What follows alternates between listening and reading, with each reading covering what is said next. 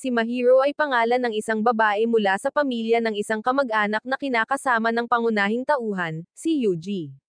Isang araw, palihim niya itong hiniling na magkita sa rooftop para mag-usap, dahil hindi magiging madali ang pag-uusap na ito sa bahay. Sandali siyang nag-atubili, dahil mahirap talagang sabihin ang lahat ng diretsyo. Hinikayat siya ni Yuji na makipag-usap ng prangka sa kanya dahil magkaibigan naman sila noong bata pa. Pagkatapos ng isang nakakapagod na panahon ng paghahanda sa pag-iisip, humarap siya sa kanya at sinabing buntis siya, na magkakaanak siya. Dahil 3 taon na silang nagsasama at napakaraming bagay na ginawa, at kung isasaalang-alang ang lahat ng mga romantikong aktibidad na kanilang ginawa, naisip ni Mahiro na normal lang ang pagkakaroon ng anak. Nagulat si Yuji, ngunit sa kabutihang palad, itinanggi ni Mahiro na kanya ang sanggol. Nagsimula siyang mag-alala tungkol sa kalusugan ng babae, nagtataka kung paano naging walang pakialam ang isang tao sa pagbubuntis. Ngunit bago pa man maibunyag ni Mahiro kung sino ang ama, pareho silang hinigop sa isang mahiwagang bilog na nagpapakita mula sa langit. Muling iminulat ang kanyang mga mata, na pagtanto ni Yuji na sila ay dinala sa isang hindi pamilyar na lugar. Nag-aalala, mabilis niyang hinanap si Mahiro, pagkatapos ay napansin niyang nakahiga ito sa tabi niya. Nagising din siya di nagtagal. Kakaiba na kalmado si Mahiro, sinusuri na ang lugar na ito ay parang mga inabando ng guho. Kung ikukumpara sa pagiging buntis bago ang kasal, ang paglipat sa ibang mundo ay parang laro ng bata. Sa anumang kaso, kailangan ng dalawa na makatakas mula rito. Bagamat hindi kailangang malaman ni Yuji, iginiit ni Mahiro na ibunyag ang pagkakakilanlan ng ama ng sanggol. Nakakagulat na wala talagang ama. Isang magandang araw lang, naramdaman niyang may nagbago sa kanyang katawan, hinanap ito sa Google, at sinabi sa kanya ng Google na ito ay isang senyales ng pagbubuntis, na sinundan ng isang pregnancy test na nagpapakita ng 2 linya. Hindi na niya alam ang gagawin. Masyado siyang natakot na magpatingin sa doktor, kaya't naglakas loob na lamang siyang sabihin dito. Matapos ipahayag ang mga nararamdamang matagal niyang itinatago, mas gamaan ang pakiramdam ni Mahiro. Pinayuhan siya ni Yuji na magpatingin pa rin sa doktor, at kapag makakatakas sila mula sa kakaibang lugar na ito, tiyak na sasama ito sa kanya. Bigla, sumigaw si Mahiro sa sakit. Akala ni Yuji ay morning sickness lang ito, ngunit hindi. Napahawak si Mahiro sa kanyang ulo at napasigaw sa sakit. Pagkatapos, isang higanteng halimaw ang lumabas mula sa kanyang katawan. Sinugod nito si Yuji habang sinusubukan pa rin niyang unawain ang nangyayari. Nang akala niya ay malapit nang matapos ang kanyang buhay, ginaisang ni Yuji ang kanyang mga kapangyarihan bilang bida. Isang espada ang lumabas mula sa kanyang kamay, at ginamit niya ito upang atakihin ang halimaw at protektahan si Mahiro. Matapos talunin ang nilalang, pareho nilang napansin ang isang bitak sa dingding. Paglabas, natagpuan nila ang kanilang sarili sa isang nakakatakot na kagubatan. Hindi nagtatapos doon ang mga sorpresa. Natuklasan ni Yuji ang isang marka sa kanyang kamay, at si Mahiro ay mayroon ding isa sa kanyang pisngi. Habang ang dalawa ay nawawala pa rin sa kanilang sariling isip, isang ferret ang nagpakita mula sa kung saan at umakyat kay Mahiro. Malugod silang tinanggap nito sa mahiwagang mundo ng Grandanya.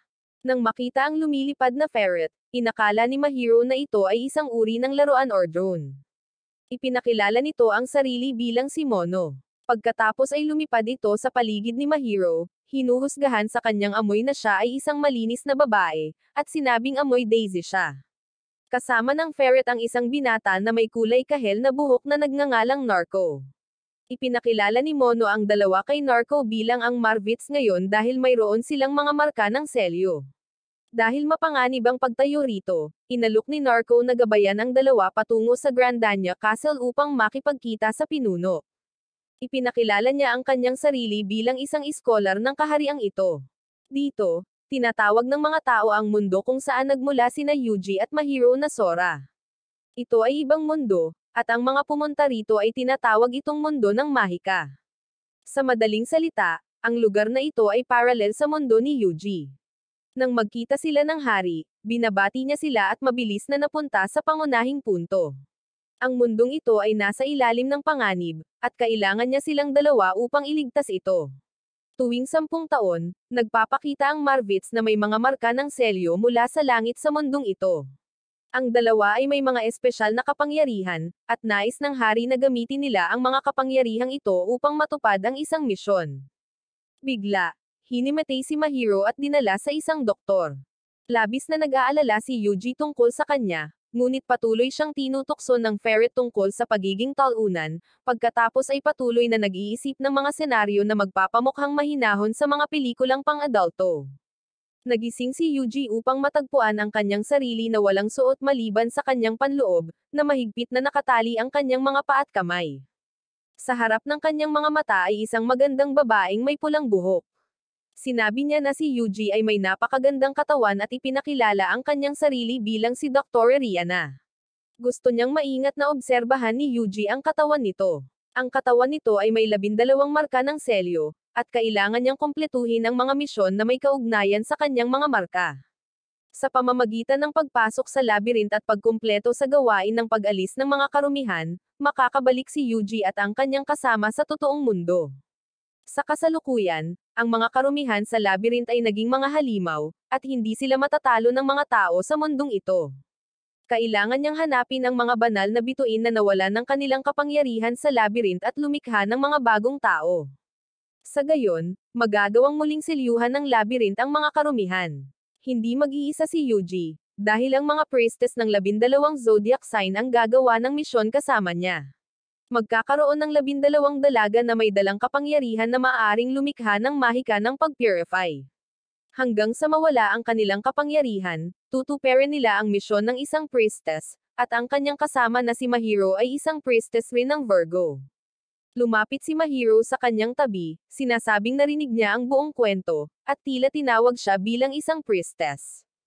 Nang magpakita ang selyo, nakaramdam ng matinding sakit ang katawan ni Mahiro. Ipinaliwanag ni Rihanna na dahil may kakayahang mag-alis ng mga dumi sa katawan ang mga priestess, kapag nagpakita ang selyo, nagpapakita sila ng mga sintomas na katulad ng pagbubuntis. At dahil tinanggal na ni Mahiro ang lahat ng dumi sa kanyang katawan, pansamantala siyang magiging maayos. Mabuti na lang at hindi naman talaga buntis si Mahiro, ngunit hindi doon nagtatapos ang kwento. May karagdagang misyon ang mga priestess na isagawa ang ritual ng pag-ibig, ibig sabihin ay kailangang lumikha ang mga priestess ng isang bata mula sa mga bituin kasama si Yuji. Ayon sa paliwanag ng ferret, ang paglikha ng mga sanggol ay ang pagliligtas sa mundo. Inisip ni Yuji ang mga eksena ng pagsasaya kasama ang 12 magagandang babae at ngumiti ng parang kontrabida kasama ang ferret. Sa ngayon, kailangan nilang gawin ni Mahiro ang 12 ritual ng pag-ibig ng zodiac. Total, mas komportable ang unang pagkakataon na may kakilala. Nangako si Rihanna na tuturuan si Mahiro mula simula hanggang katapusan. At kaya, nagsimula ang matindi na eksena. Magkasamang umupo ang dalawa sa isang kama. Habang pareho pa ring awkward, lumipad ang makulit na ferret para magbigay ng suporta.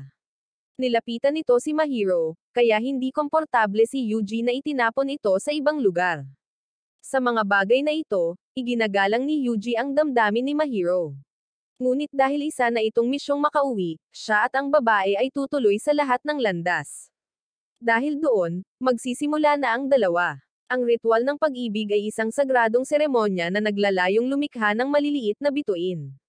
Ang 12 babaeng priestess na katumbas ng mga konstelasyon, kasama ang Marvet, ay magtutulungan upang likhain ang maliliit na bituing ito. Dito nagtatapos ang aralin, at nagsimula sina Yuji at Mahiro. Nahulog sila sa isang kosmikong kawalan ng ulirat, at agad na isinilang ang bata. Labis na nagulat si Yuji. Maliwanag na wala siyang ginawa, wala siyang naranasang anumang kasiyahan. Lumalabas na ang ritual ng pag-ibig ay hindi tungkol sa normal na mga aktibidad ng lalaki at babae. Para sa 12 priestess na lumikha ng maliliit na bituin, ang emosyon ang nagpapasya, hindi ang pisikal na katawan at ito ay isang sagradong ritual. Si Mono lamang ang nagkakalat ng maling impormasyon at lumabas ang bata upang batiin ang lahat. Ito ang kinatawan ng konstelasyon ng Virgo na nagngangalang Virgo. Ang sanggol ay mukhang napaka-cute, na nagpapasaya kina Mahiro at Yuji. Isang umaga, habang magkatabi sina Mahiro at Yuji, muling sumabad ang makulit na si Mono. Inamoy nito ang buong katawan ni Mahiro, pinupuri na nagsimula na siyang magkaroon ng amoy ng isang babae, pagkatapos ay tinutokso si Yuji na ang paggamit ng malalaking asset ni Mahiro kagabi ay tiyak na masarap sa pakiramdam. Si Mahiro, na nahihiya at namumula, ay inihagis ang makulit na ang panda na lumipad ng 12 metro ang layo. Gusto ng dalawa na makita ang bata, ngunit kinuha ito para sa espesyal na pagsasanay, at kailangan din nilang gampanan ang kanilang mga responsibilidad bilang Marvet at Priestess. Kaya, sinundan nila si Mono papunta sa bayan. Habang nasa daan, isang babae ang nagpakita na kumakain ng tinapay habang nagkukunwaring nakasalubong si Yuji, dahilan para madapa ito sa ibabaw niya. Pagkatapos ay namula siya at mabilis na tumakbo palayo. Lahat ng ito, umaarte siya ayon sa script na hawak niya, at ang kanyang husay sa pag-arte ay talagang kakilakilabot. Sa silid-aralan, ipinakilala ni Rihanna ang isang serye ng mga bagong babae. Magkakasama silang lahat sa pag-aaral mula ngayon, bawat isa ay magpapalitan sa pagbanggit ng kanilang pangalan at trabaho. Nagulat si Yuji nang matagpuan sa kanila ang babae na nakabangga niya noong umagang iyon. Ang 12 magaganda at mapang-akit na mga babae na ito ay nagpapabalisa sa kanya, inihahanda ang sarili para sa iba't ibang hamon sa kwarto. Si Mono, na puno ng mga maling pag-iisip, ay nag-aalala hindi lamang tungkol sa kalagayan ng pag-iisip ni Yuji kundi pati na rin sa kanyang pagkalalaki. Maingat itong bumili sa kanya ng isang handbook ng 100 sikreto sa silid tulugan, habang ipinapaalala sa kanya na habang mas matindi ang sesyon, mas magiging malakas ang magiging bituing batang isisilang, lahat para sa kapakinabangan ng mundo, nang walang anumang baluktot na kaisipan. Sa gayon, opisyal na nagsimula ang paglalakbay ni Yuji sa pagkakaroon ng anak sa kakaibang kahariang ito. Palihim na inayos ni Mono ang pakikipagsesyon ni Yuji sa isa pang dalaga, ngunit hindi nagtagumpay ang resulta. Kinabukasan, pagkatapos magtanong, natuklasan ni Mono na wala pa rin siyang ibang anak, tinawanan siya at tinawag siyang mahina sa aktibidad, na nagmumungkahi na dapat siyang bumili ng isang oras na rocket upang ipakita ang kanyang husay bilang lalaki. Ang buong grupo, kabilang ang mga bagong kakilala, ay nag-organisa ng isang maliit na salo-salo upang salubungin ang dalawang kilalang panauhin, isang masayang eksena na hindi naiiba sa isang pagdiriwang sa pinakamayamang pamilya sa bansa. Kalaunan ay nakilala ni Yuji si Roka, na namimitas ng mga bulaklak upang dalhin sa ampunan. Tumulong ang bida, binigyan silang dalawa ng pribadong espasyo. Bigla, lumapit si Roka, na nagpaisip kay Yuji na gusto niyang makipagsesyon sa magandang lugar na ito. Ngunit sinabi lamang niya na gusto niyang basahin ang mga iniisip nito upang matiyak na ang ritual ng pag-ibig ay taos-puso. Gayunpaman, hindi niya ito magagawa dahil ang lalaki ay isang tao mula sa ibang mundo. Pagkaalis ni Roka, hinanap siya ni Mahiro. Ang mga mata nito ay banayad ngunit mapang-akit. Ibinahagi niya na marahil ang mapait na tsokolate ang nagpapalasing sa kanya, at kapag lasing, karaniwang sinasabi ng mga tao ang kanilang tunay na nararamdaman. Pinasalamatan niya si Yuji sa pagsama sa kanya mula pagkabata, naalala ang isang pangako mula 10 taon na ang nakalilipas, ngunit hindi niya ito matandaan. Kaya, tahimik niyang inilagay ang Reg Along manika sa kanyang bag. Pagkatapos ay dinala ni Mono si Yuji upang maghanda sa pagpasok sa labyrinth, isang lugar kung saan hindi mabilang na mga mandirigma ang pumasok at hindi na bumalik, na nagbabala na ito ay isang mapanganib na lugar na puno ng mga karumihan. Sa nursery kung saan pinalaki ang batang bituin, nakita ni Yuji sina Alfina at Virgo na nagsasanay. Patuloy na inaatake ni Alfina ang batang lalaki ng mga hampas at gumamit ng masasakit na salita, ngunit ang kanyang saloobin kay Yuji ay nagbago ng sobra. Niyakap ng bata ang kanyang ama at nangakong magsasanay ng mabuti upang makapasok siya sa labyrinth kasama niya. Pinayuhan din siya ni Alfina na magkaroon ng mas maraming batang bituin upang mapataas ang kanyang pagkakataong magtagumpay. Gayunpaman, bukod kay Mahiro, hindi pa rin makaramdam si Yuji na naantig ng sinuman. Muling nagpakita si Roka, sa pagkakataong ito ay kumatok sa kanyang pinto, prangkang iminungkahi na matulog silang magkasama sa isang gabi.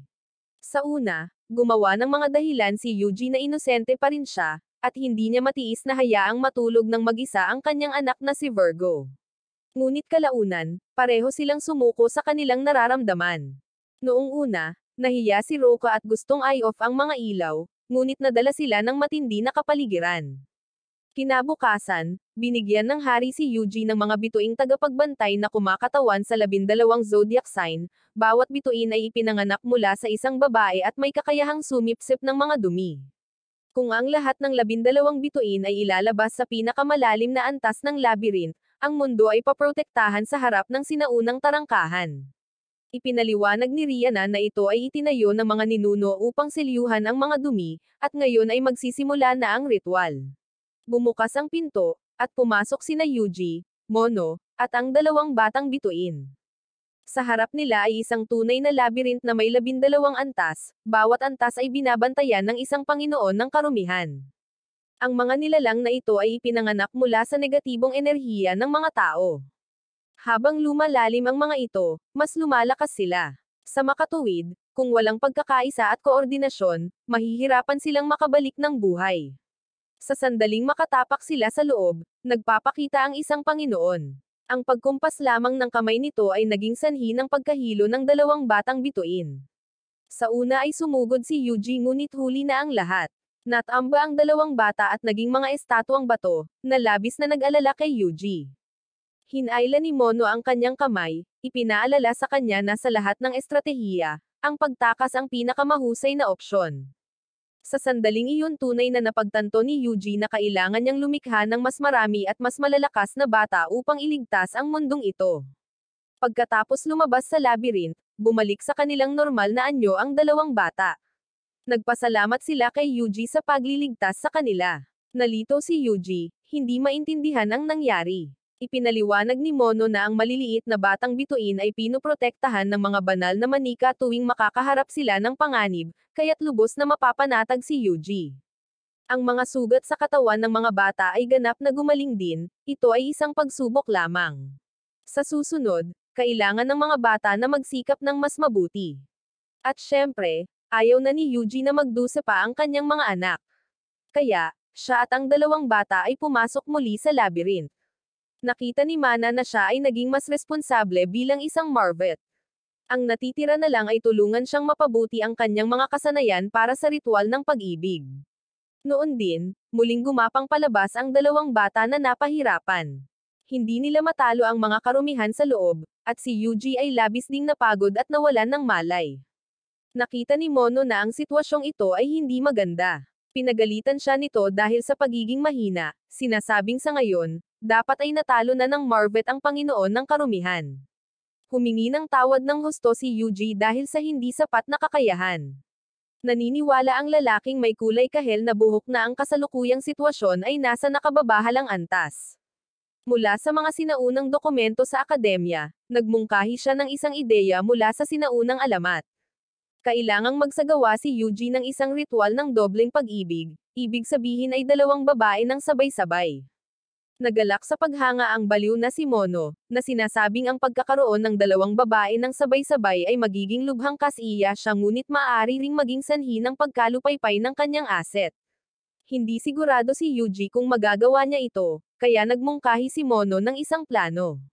Kailangan lang niyang humiga ng tahimik na parang sawi na isda sa kama, iniiwan ang mga babae na gawin ang lahat ng trabaho, tulad ng pag-enjoy sa sushi. Ayon sa mga sinaunang dokumento, ang ritual ng dobleng pag-ibig ay lilikha ng mga bituin na mas mahusay at mas malakas kaysa sa mga kasalukuyan. Gayunpaman, sa nakalipas na ilang daang taon, walang Marvet ang nakayanan ang maraming babae ng sabay-sabay. Kaya, ang alamat na ito ay hindi pa napapatunayan, at hindi alam kung ang pamamaraang ito ay may anumang mga epekto na makakaapekto sa Marvet.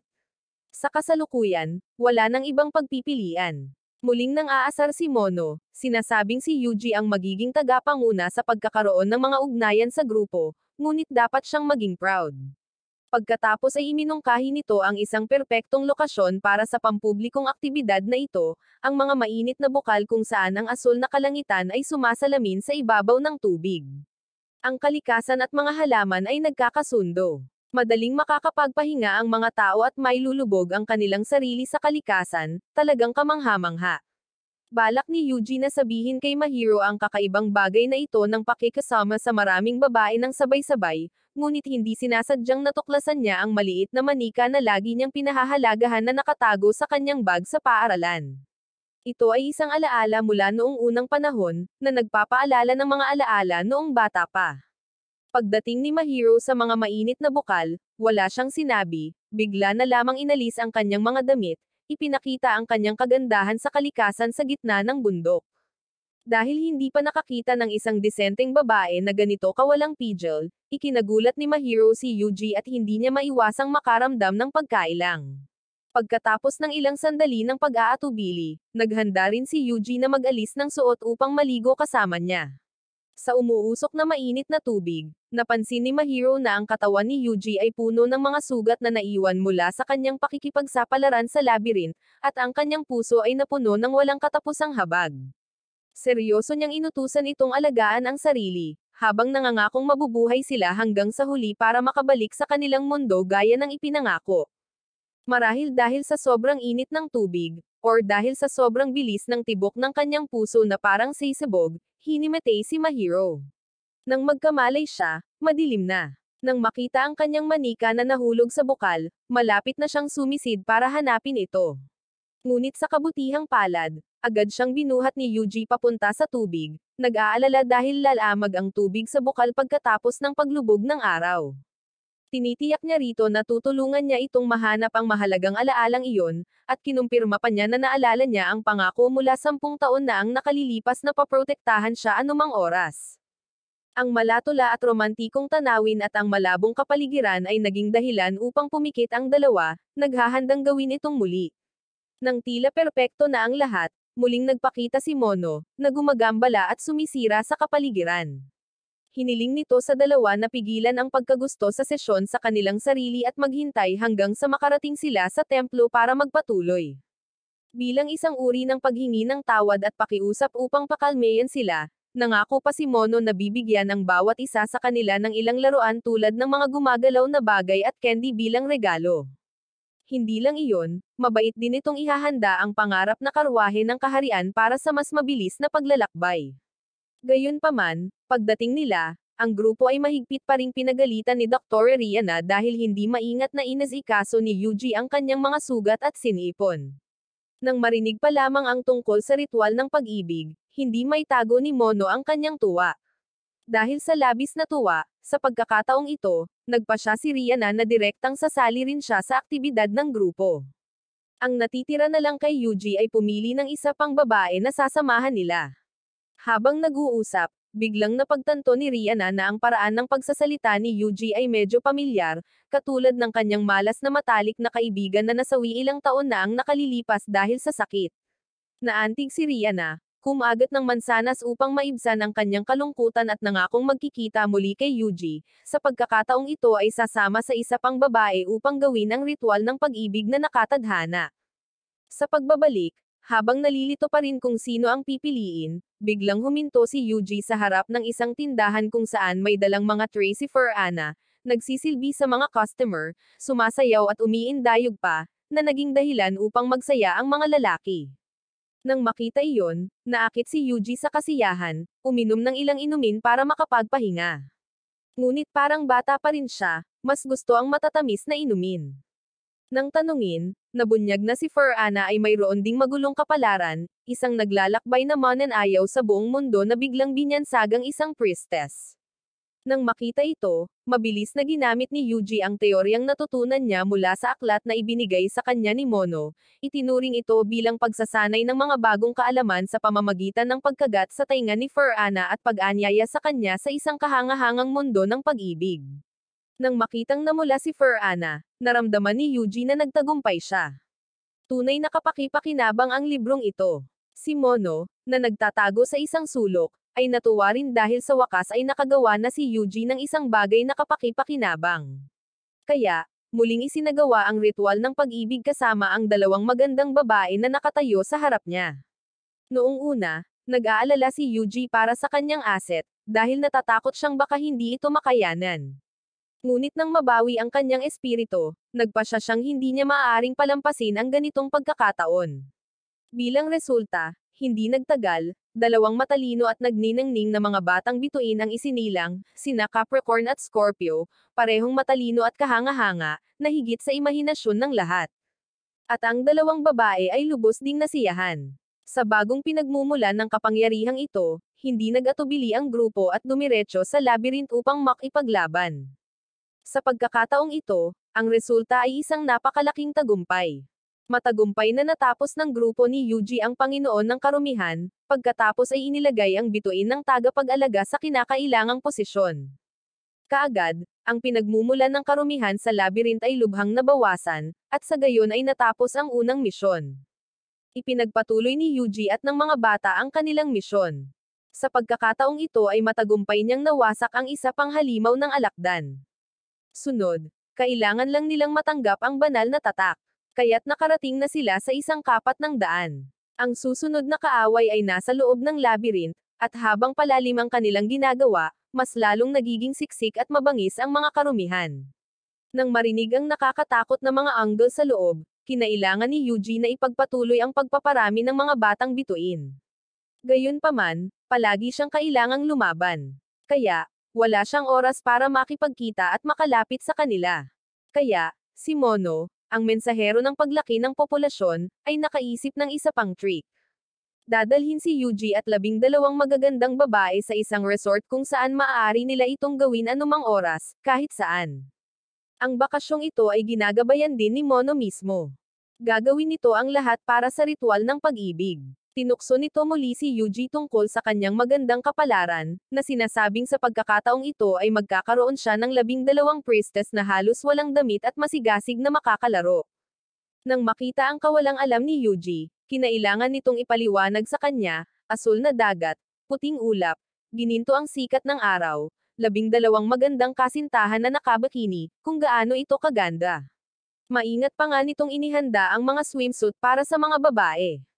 Sa pagkakataong ito, ang lalaking may blonde na buhok ay pumunta rin sa dalampasigan para kumuha ng mga litrato, mukhang feeling pogi habang nakabukas ang kanyang damit. Isa siyang sikat na idolo sa paaralan, ngunit isa rin siyang stalker na nang-aasar sa mga priestess. Marahil ang kanyang target sa pagkakataong ito ay si Lily.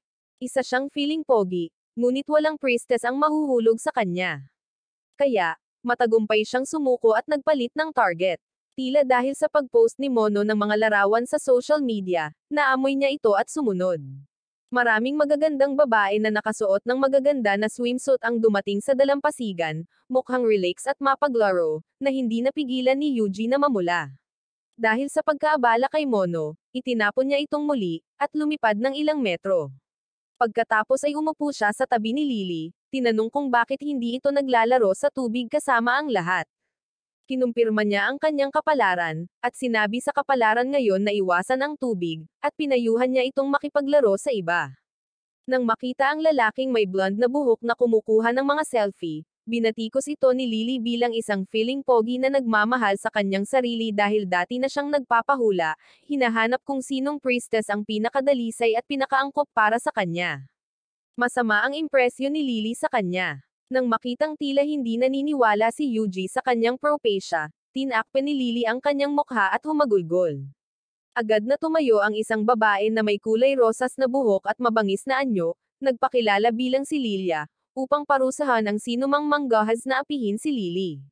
Nang makitang matapang pa ring sinasabi ni Yuji na mali ang propesya ni Lily, diretso siyang hinarap ni Lilia. Para sa kanya, si Lily ang pinakamagaling. Una, si Lily ay palaging tama. Kung maglalakas loob siyang sabihin na mali ang propesya ni Lily, gusto niyang patunayan niya ito ng maayos sa kanya. Humingi ng tawad si Yuji, ngunit hindi pa rin siya naniniwala sa mga panlilinlang sa panghuhula. Isinumpa siya ni Lilia na parang isang walang galang, sinabihan siyang patunayan mismo ang katumpakan ng mga propesya. Pagkatapos ay tinawag niya si Lily na lumabas upang ipakita sa lalaki na ito ang kanyang napakahusay na kasanayan sa panghuhula. Kinontrol ni Lily ang kanyang katawan, tinanong si Yuji kung ano ang nangyari. Ikinwento ni Yuji ang lahat, gustong marinig ang propesya ni Lily. Kaya, inilabas ni Lily ang kanyang bowl ang kristal, ipinikit ang kanyang mga mata upang madama ang paparating na propesya. Bigla siyang tumigil, pagkatapos, kumuha si Lily ng isang kwaderno upang magsulat, sinasabing ang kanyang propesya ay masyadong kalokohan. Nang makitang binubuli muli si Lily, agad na nagbabala si Lilia. Mula sa malayo, sinusuhulan ng lalaking may blonde na buhok si Mono upang ibunyag ang impormasyon tungkol sa kanilang pag-uusap. Tinanong ni Lilia si Yuji kung ano ang ginawa niya sa kanyang kapatid, ngunit humingi lamang ito sa kanya ng isang propesya. Nagpakita si Mono mula sa kung saan, na nagdaragdag ng panggatong sa apoy, na sinasabing ang pangunahing dahilan ay dahil tumanggi si Yuji na maniwala sa propesya ni Lily. Pagkatapos, may ibinulong ito sa lalaking may blonde na buhok kapalit ng isang gantimpala. Napansin ni Lilia ang isang piraso ng papel na nakaipit sa ilalim ng kanyang panloob. Inilabas niya ito para basahin at tila may naintindihan. Pagkatapos ay tinanong niya si Yuji kung handa na ba ito sa pag-iisip. Diretso niyang itinuro ang mukha nito, sinasabing sa ganitong bilis, maaari na itong masawi. Nakita na ni Lily ang marka ng kasawian sa kanya sa malapit na hinaharap. Nang makitang walang pakialam pa rin si Yuji, muling pinagalitan siya ni Lilia. Kung ito ang hinaharap, tatanggapin ito ni Yuji dahil kahit ang pagkaalam sa propesya ay hindi magbabago ng anuman. Nang makita ito, talagang nagalit si Lilia. Paulit-ulit niyang sinuntok ang kanyang ulo at patuloy na nagpalipat-lipat sa pagitan ni Lilia at Lily. Nagpakita si Lily, ang kanyang mukha ay puno ng luha. Sinabi ni Yuji na narinig niya ang lahat mula kay Lilia, ngunit hindi pa rin siya makapaniwala. Lumuluha si Lily na sinabi sa kanya na ito ang katotohanan. Kaya tinanong niya ito kung kailan, anong oras, at saan siya masasawi, at kung nakikita niya ang hinaharap, tiyak na alam niya iyon. Sinabi ni Lily, na may luha sa kanyang mga mata, na ang tungkulin ng isang priestess ay suportahan ang Marvet. Ang propesya ay hulaan ang hinaharap at iwasan din ang panganib. Kaya nagmakaawa siya kay Yuji na makinig sa kanyang propesya. Pagkatapos ay itinuro niya ito upang tingnan si Mono na nagsasaya. Bagamat hindi niya ito mapigilan, maaari niyang gamitin ang kanyang pag-uugali upang baguhin ang resulta ng propesya. Sa makatuwid, direktang aatakihin niya ang kanyang kahinaan. Samantala, ang lalaking may buhok na blonde ay nasa labis na kaligayahan dahil sa mga pamamaraan ng masahe ni Mono. Nang makita siyang labis na nasisiyahan hanggang sa punto ng kasukdulan, namula sina Yuji at Lily sa kahihiyan. Kaya naman, ang lalaking may buhok na blonde ay hindi na maabala ang lahat ng ilang panahon. Sa katunayan, may kakayahan si Lily na baguhin ang kapalaran at nagpasya si Yuji na maniwala sa magkapatid. Patuloy na ginamit ni Lily ang kanyang bowl ang kristal upang hulaan kung paano siya ililigtas, at namula siyang muli. Lumabas na ang paraan upang iligtas ang buhay ni Yuji ay ang paglikha ng maliliit na batang bituin. Kaya sa pagkakataong ito, ang ating bida ay nakasama ang dalawang magkapatid ng sabay-sabay. Kinabukasan, kinailangan ng mga bata na dumaan sa mahirap na pagsasanay ng gurong nahuhumaling sa lalaki. Nang makitang dumating si Yuji, ang grupo ay parang nakahanap ng lifeline. Sa pag-aakalang darating si Yuji, naghanda pa ang guro ng kape at tsaa para ihain sa kanya. Sa oras na ito, si Erila at ang may blonde na buhok na si Saiyo ay nag-eespiya sa kanila. Nang matuklasan niyang nahuli sila, si Erila ay mabilis na tumakbo palayo. Hindi niya maintindihan kung bakit siya nahuli kahit na nakabalat kayo siya. Pumunta siya sa isang tindahan ng armas at handa na ang item na in-order niya. Ito ay isang sibat na ginawa ng pinakamahuhusay na manggagawa sa bansa. Hinawakan niya ang sibat na parang isang maliit na bata. Dahil hindi kayang lumaban ng mga priestess, kahit man lang gamit ang sibat na ito, may parating niya ang kanyang nararamdaman kay Yuji. Tumawa ang matandang panday sa tuwa, na sana ay magkaroon siya ng asawang tulad ni Erila. Pagkatapos, bumalik siya sa simbahan. Sa loob ay ang kanyang buong arsenal ng mabibigat na armas. Pagkatapos ay nanalangin siya sa Diyos na parang walang nangyari. Biglang sumugod si Saiyo at nagtanong na magtago doon. Dahil sa moto na mahalin mo ang iyong mga kaaway, nagpasya siyang iligtas ito. Pagkatapos ay tinanong niya kung ano ang problema at maaari itong magtiwala sa kanya. Pagkaraan ng ilang sandali, tila natuklasan ni Saiyo ang isang bagong katotohanan ng buhay. Lumuluha siyang nagpasalamat dito ng labis. Para sa kanya, masakit ang hindi makapagbahagi sa kahit sino. Nang makitang may ibinahagi si Saiyo na sikreto, naisip ni Erila na dapat din niyang ibahagi ang kanyang kwento sa kanya. Kaya nangyari ang malabong eksenang ito na nagpaisip sa mga tao ng mga hindi naaangkop na kaisipan.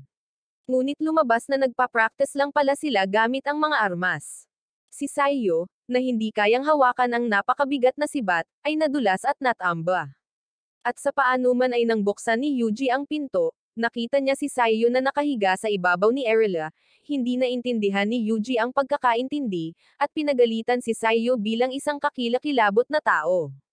Nang makitang ligtas pa ang kanyang sandata, sinimulang ipaliwanag ni Erila na naglalaro lang sila ng kaunti. Si Etsuki, na natatakot na siya ay napipilitan ay nangako na paprotektahan ang kanyang karangalan. Nang marinig niya si Mono na sinabi niyang malinis pa rin siya, medyo nakahinga siya ng maluwag. Kaya dinala ni Erila si Yuji sa kanyang bodega ng armas, pagkatapos ay tuwang-tuwa siyang kinunan ng litrato ni Saiyo. Sinamantala ni Yuji ang pagkakataon na yayain siya sa isang silid. Ngunit sa kasamaang palad para sa kanya, si Erila ay isang mahilig sa mga magaspang na bagay. Ngayon, nakaisip si Mono ng isang bagong trick para kay Yuji, na siyang paglaruan siya ng isang action role-playing game. Ngunit ang problema ay sa larong ito, bawat babae ay si Mono, masyadong nakakatakot. Tumakas si Yuji upang salubungin ang Priestess Aris na si Erila, naganap na naaayon sa planong naisip ni Mono noon. Sa kabutihang palad, mainit siyang tinanggap ni Erila. Gumawa siya ng dahilan na nagkataon lang na naroon siya. Pinalibutan siya ng isang grupo ng mga bata. Ipinaliwanag niya na siya ang nag-aalaga sa mga batang ito at tinuturuan sila. Humingi ng permiso si Yuji na umalis. Pumunta siya sa isang mataong lugar kung saan nagtutulakan ang mga tao sa isang eksena ng pamimili. Pagod na pagod si Yuji ngunit nakakuha ng ilang cake. Ngunit bago pa niya maayos na makapagsimula ng pakikipag-usap kay Yuzoha, nagmamadali ng tumakbo ang babae palayo, na wala ang kanyang sandals. Umupo si Yuji na kumakain ng pagkain ng mag-isa habang si Yuzoha ay nagtago sa isang tabi, nagalit dahil bigla siyang napili na maging isang priestess. Sa sandaling iyon, nagpakita si Mono na may mapangot siyang mukha, na naghahadges ng isang manga book kay Yuji, nagrereklamo kung bakit hindi niya iniisip ang bahagi nito sa pagkain. Bukod dito, sadyang pumili si Mono ng isang magandang kabanata upang ipahiwatig na dapat matutunan ng bida na ilapat ito sa mga matatanda, ang kathang-isip na paksa ay walang iba kundi si Erila, na naging dahilan upang hindi ito pansinin ni Yuji at tumayo upang umalis, mabilis na naglakad upang kumatok sa pinto ni Yuzoha. Sa una, si Yuzoha ay labis na maingat, ngunit dahil sa gutom na tiyan, napilitan siyang tanggapin ang pagkain mula sa kamay ni Yuji. Nagpatuloy ang pagkagulat nang mahuli niya si Yuzoha na ginagamit ang pagkain na iyon para burahin ang ilang maling guhit sa kanyang painting. Ang inosente at kaibig-ibig na kilos na iyon ay nagpamukhang hindi na nag-iingat ang dalaga kay Yuji, at matapang pa siyang niyaya na manatili at uminom ng tsaa. Pinakalma niya ang sarili at ngumiti sa kanya, tinawag itong Oni-chan, hindi alam na sa labas ay may iniisip na kakaibang eksena ang makulit na si Mono kung saan hindi lang sila tumitigil sa pag-e-enjoy ng tsaa, kundi gumagawa rin ng ilang hindi malinaw at masasamang bagay na magkasama. Medyo awkward ang atmosfera sa pagitan nilang dalawa noong panahong iyon. Paulit-ulit na humingi ng tawad si Yuzoha sa hindi inaasahang pagtawag kay Yuji, pagkatapos ay humingi ng tawad sa pagpilit sa kanya na uminom ng tsaa. Ang bawat paghingi ng tawad ay lalo lamang nagpalala sa kanyang pagkamahiyain. Para masira ang awkwardness, binago ni Yuji ang usapan, nagtanong tungkol sa painting na kanyang iginuguhit, at pagkatapos ay nalaman niya na ito ang pang-araw-araw na trabaho ni Yuzoha. Ngunit sa totoo lang, nagdusa siya mula sa matinding takot sa mga tao, hanggang sa punto na sa gabi, kailangan pa niyang gumapang sa loob ng isang kahon para makahanap ng seguridad. Binigyan pa niya ng cute na pangalan ang kabaong na iyon, itinuturing itong isang matalik na kaibigan. Madalas siyang nananaginip ng magagandang bagay. Gayunpaman, malungkot na sinabi ng babae na kamakailan lamang ay hindi na niya napapanaginipan ang mga pag-alagala na panaginip tulad ng dati habang nakahiga sa kabaong, na biglang nagparamdam kay Yuji ng habag, na nagmumungkahi na bukas ay maaari silang mananghalyan ng magkasama sa parke, kapwa upang bigyan siya ng pagbabago ng tanawin at upang matulungan siyang makakuha ng ilang mga ideya para sa pagpipinta. Kinabukasan, bago magpakita si Yuzoha, kinailangan ni Yuji na tiisin ang inis habang si Mono ay naglalaro ng mga trick sa harap niya, tumatakbo pabalik-balik ng pabago-bago hanggang sa punto kung saan kailangan niya itong itaboy ng matagal bago ito mawala. At pagkatapos, nang aktwal na nagpakita si Yuzoha, hindi napigilan ni Yuji na mapapanganga sa pagkamangha dahil dinala niya ang kanyang minamahal na kabaong sa parke upang makipaglaro sa kanya. Pagkatapos nilang kumain, tuwang-tuwa si Yuzoha na ipinakita kay Yuji na mas pinalamutian niya ang kabaong, na ginagawa itong mas pambabae at cute. Nagsimula siyang maramdaman na ang pakikipag-usap kay Yuji ay talagang komportable, ibang-iba sa ibang tao. Hindi lang iyon, nagpakita rin siya ng isang lubhang kapaki-pakinabang na pagganap, na nagpapatunay na ang kanyang kabaong ay maaaring mag-imbak ng hindi mabilang na mga kagamitan sa sining para sa trabaho, at kapag pagod, gawin itong isang portable na kama para magpahinga. Bagamat sinabi ni Yuzoha na ngayon ay hindi na siya maaaring managinip ng kahit ano, kaya hindi na siya maaaring magpinta, malumanay pa ring itinuro sa kanya ni Yuji ang malalim na asul na langit at ang magandang tanawin sa paligid, tinulungan siyang mapagtanto na maraming kawili-wiling bagay dyan na maaaring may sama sa mga ipinipinta. Gayunpaman, hindi na kompleto ang paglabas ng may ilang mga ina na naglalakad kasama ang kanilang mga anak. May itinuro ang bata, ngunit mabilis siyang piniringan at hinayla palayo ng ina, na siyang nakasakit sa tiwala sa sarili ni Yuzoha at hiniling na umuwi agad. Kahit na ipinaliwanag ni Yuji na lahat ng ito ay dahil kay Mono at hindi dahil sa kanya, sinisisi pa rin niya ang sarili sa pagkaladkad kay Yuji sa isang sitwasyon kung saan pinagtatawanan siya ng mga tao. Sa kanyang pagkalito, aksidenteng nakita muli ni Yuji si Erila sa simbahan. Ipinaliwanag niya na ang kakaibang sakit ni Yuzoha sa panaginip ay isang dream disorder. Ang bawat panaginip na napanaginipan niya ay nangangahulugan na ang kanyang sariling buhay ay umiikli. Sa makatuwid, palaging may dalang kabaong si Yuzoha, hindi para matulog ng mapayapa, kundi para maghanda para sa kasawian na maaaring dumating anumang oras. At iyon din ang dahilan kung bakit iniiwasan ng babae ang mga tao. Nang marinig ang paghihikayat ni Erila, naging mas determinado si Yuji na tulungan si Yuzoha na mabawi ang kanyang pananampalataya sa buhay.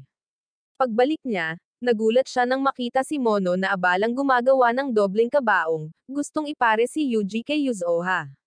Ang nilalang na ito ay palaging mapanghimasok, ngunit sa pagkakataong ito ay natagpuan ito ni Yuji na lubos na kapaki-pakinabang. Sa wakas, hinikayat ni Yuji si Yuzoha na lumabas at maglaro muli. Naglaro sila ng magkasama sa malamig na batis, nagtatawanan at sumisigaw na parang mga bata. At nang pagod, lumapit sila sa pampang upang mag-usap tungkol sa mga confidential na bagay tungkol sa kanyang kabataan. Tumangala si Yuzoha sa kanyang konstelasyon. Kahit na mahina ito, makikita pa rin ito. Sa mapayapang sandaling iyon, masayang ngumiti si Yuzoha, pagkatapos ay pagod na inihiga ang kanyang ulo sa kandangan ni Yuji at nakatulog. Natagpuan niya itong napakaamo at mainit. Kinabukasan, pagkagising niya, napuno ng kagalakan si Yuji nang marinig niya itong sinabi na nanaginip na naman siya ng magagandang panaginip. Dahil dito, determinado si Yuzoha na tuparin ang kanyang responsibilidad bilang isang priestess para kay Yuji. Kaya ng gabing iyon, opisyal na nagsama ang dalawa, hinabi ang mga ulap ng pag-ibig at ulan, at nanganak ng isa pang anak. Kinabukasan, labis na natuwa si Mono kaya't napaluha siya habang nakikita ang mga resulta. Masayang-masaya nitong ibinigay kay Yuji ang isang makapal na magazine na naglalaman ng lahat ng uri ng mga bagong teorya at posisyon na dapat matutunan, at naghanda pa ng isang espesyal na regalo para kay Erila bilang pasasalamat. Ngunit bahagyang naramdaman ni Yuji na may kakaiba sa mga mata ni Erila, na parang may itinatago siya. Lumabas na ang kahon ng regalo sa loob ay isang lubid para sa paglalaro ng BDSM.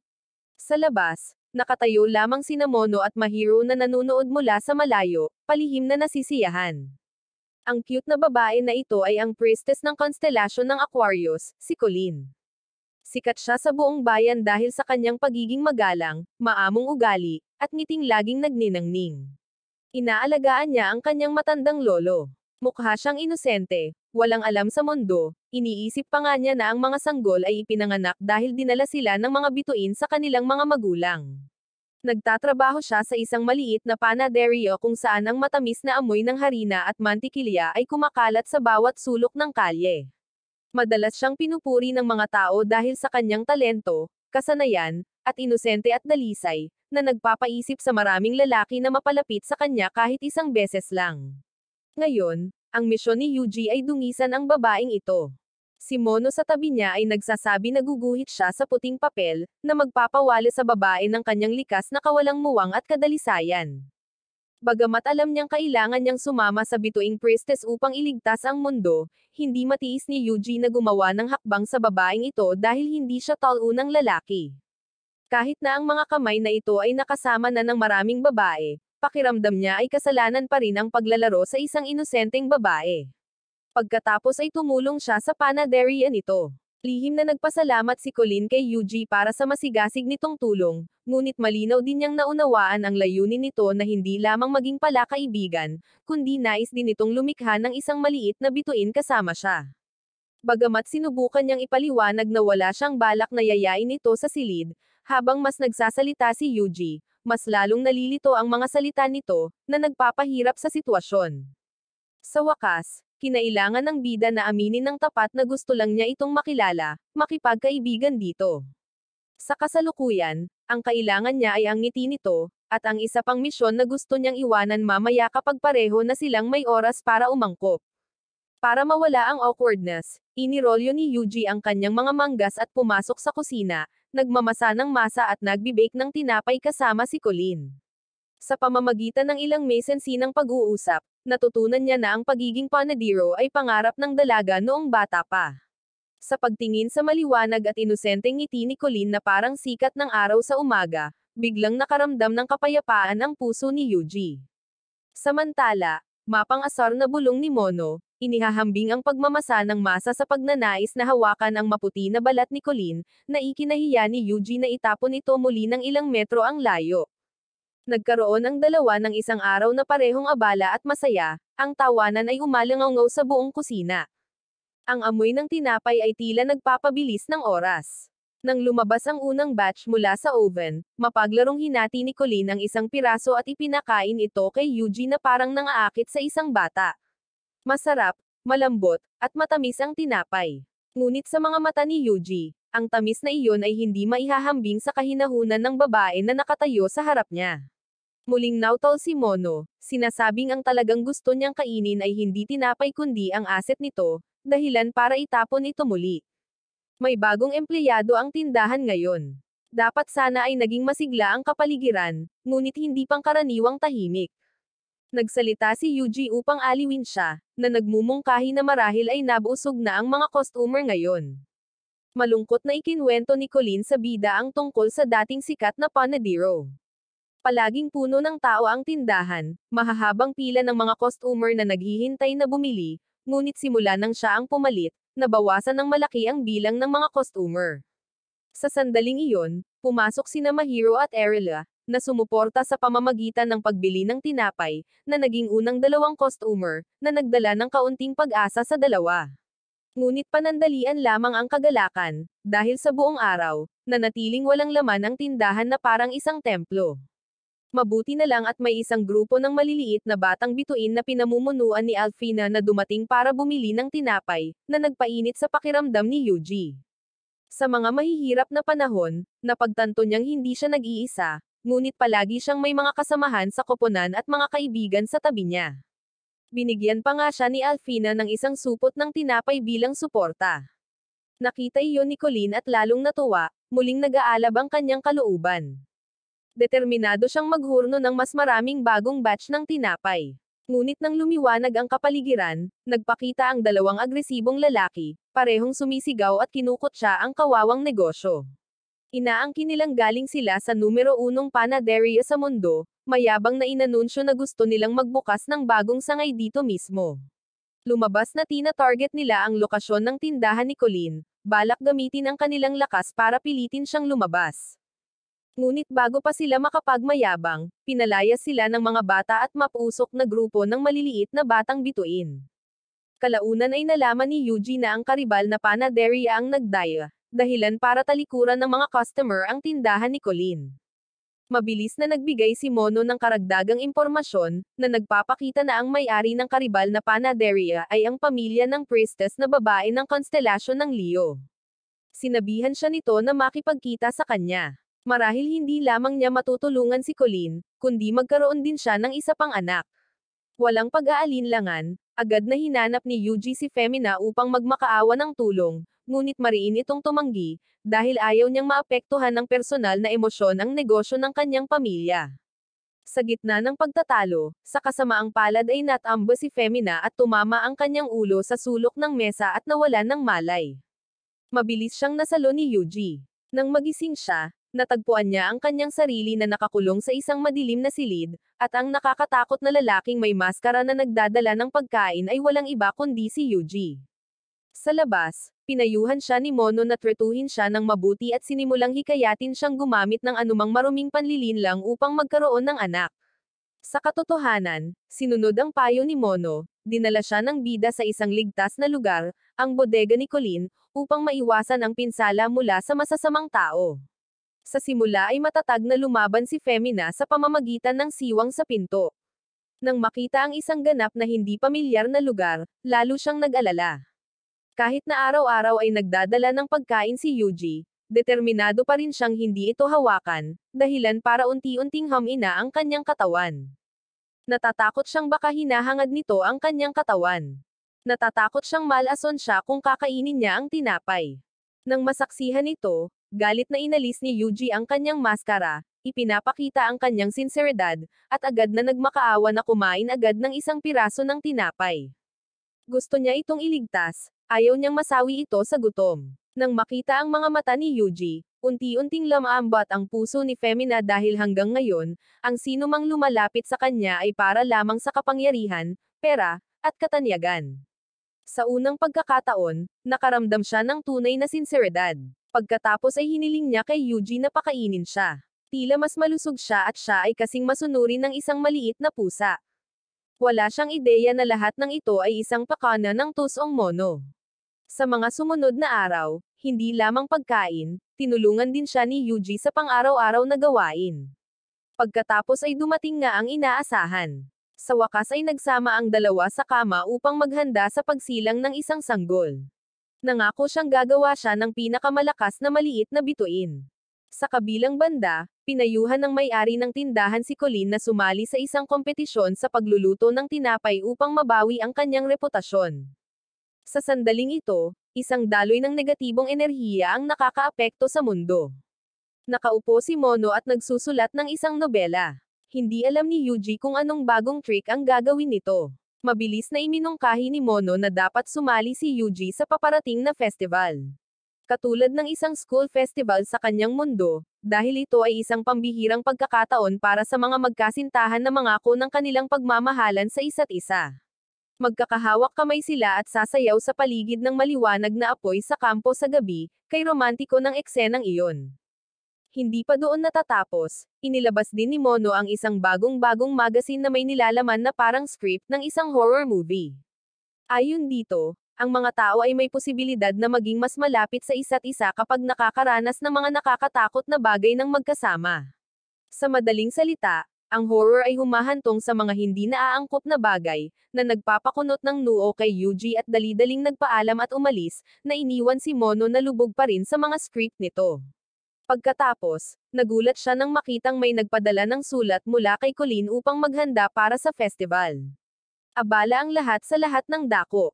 Namimigay ng mga flyer sina Alfina at ang mga batang bituin habang nagtayo na ng kani-kanilang mga pwesto sina Yuzoha at Mahiro.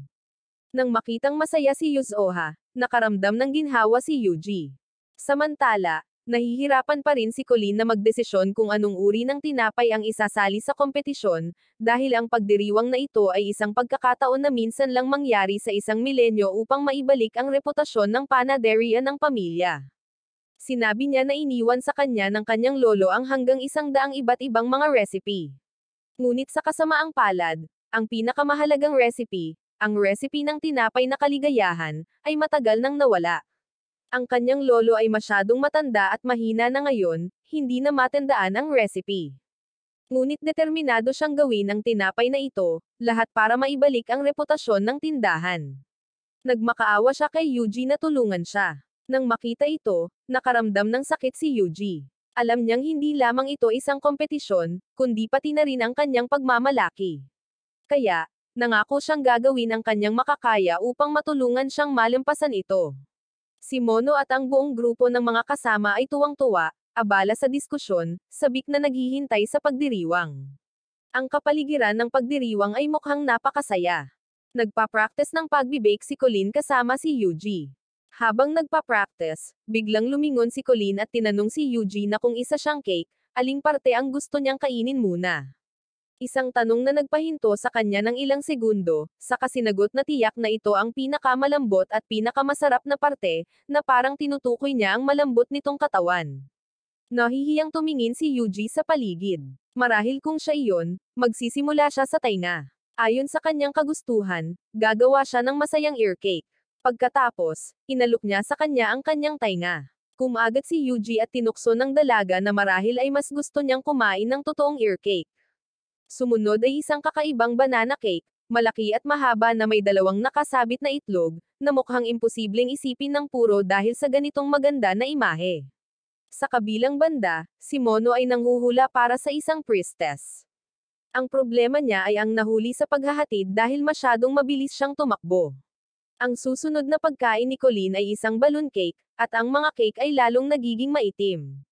Ang babaeng priestess na humihingi ng payo ay nagbabahagi ng kanyang takot na hindi maging isang maaasahang babaeng priestess.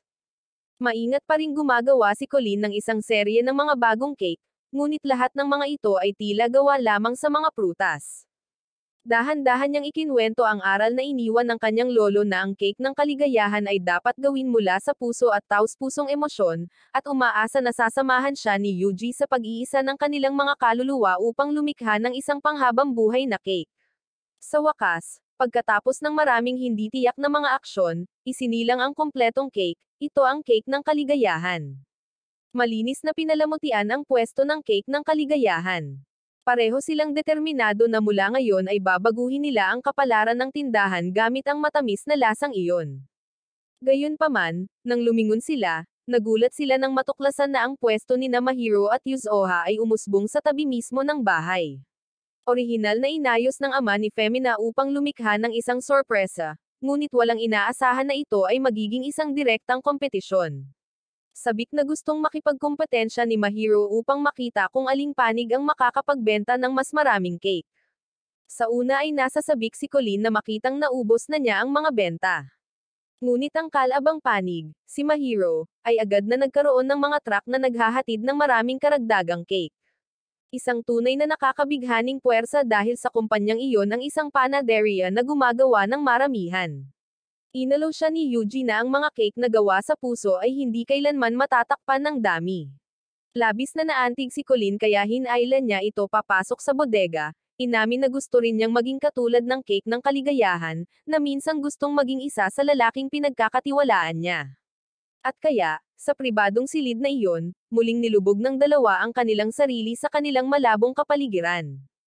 Ngunit sa pagkakataong ito, tila may kakaiba dahil ang dalawa ay nagko-cosplay ng mga sausage. Ang masayang kapaligiran sa labas ay masigla pa rin. Naubos na ang mga cake sa pwesto ni Mahiro at Yuzoha.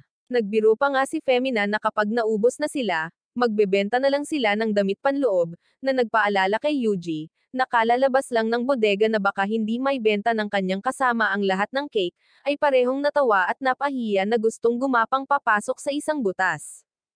Pagkatapos, nakatanggap siya ng isang sulat na nag-aanyaya sa kanya na makipagkita kay Taroha, na naghi-headbutt sa isang puno. Nagmadali siyang pumunta sa tagpuan, ngunit isa pala itong patibong at hindi bayad na pangangalap ng mga manggagawa para kay Mono. Mukhang wala itong pinagkaiba sa pagsasamantala sa mga alipin. Habang nakatayo sa tabi ng batis kasama si Taroha, padalos-dalos niyang inihulog ang lahat ng mga sulat sa tubig, nawalan ng ilang mahahalagang sulat, kapwa natataranta at umiiyak. Sa kabilang banda, ang lalaking may kulay kahel na buhok ay pumipili ng isang tumpok ng damit panloob na nakadisplay na parang isang hindi alpha male.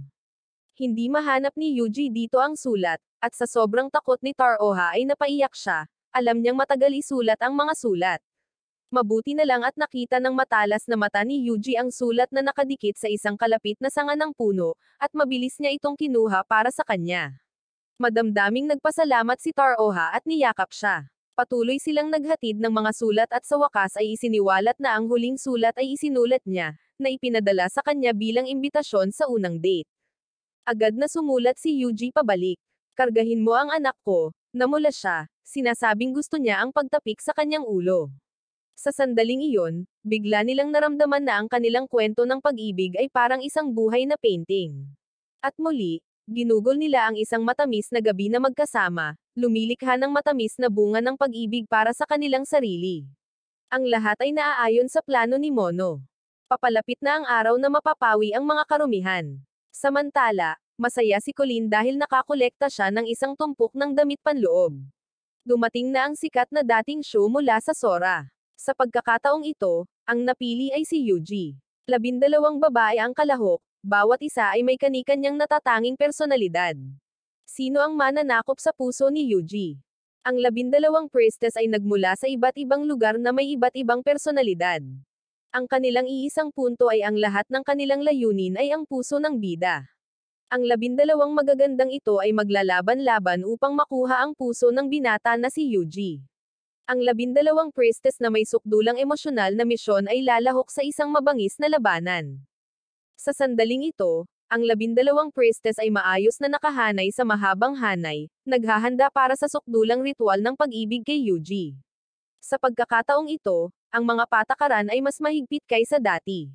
Iisa lamang ang taong tunay na may hawak sa puso ng bida ang maaaring magtamasa ng kaligayahang parang paraiso sa lupa. Nang mabasa ang liham ng anunsyo, ang taong itinalagang maglingkod kay Yuji ngayon ay si Suzy, dahil siya ang hindi pa nakakagawa ng kahit ano kay Yuji. Gayunpaman, tila si Suzy ay hindi masyadong nag-aalala dahil abala siya sa paglalaro sa ilang mga sisiw sa bakuran. Ayaw niya sa date na ito.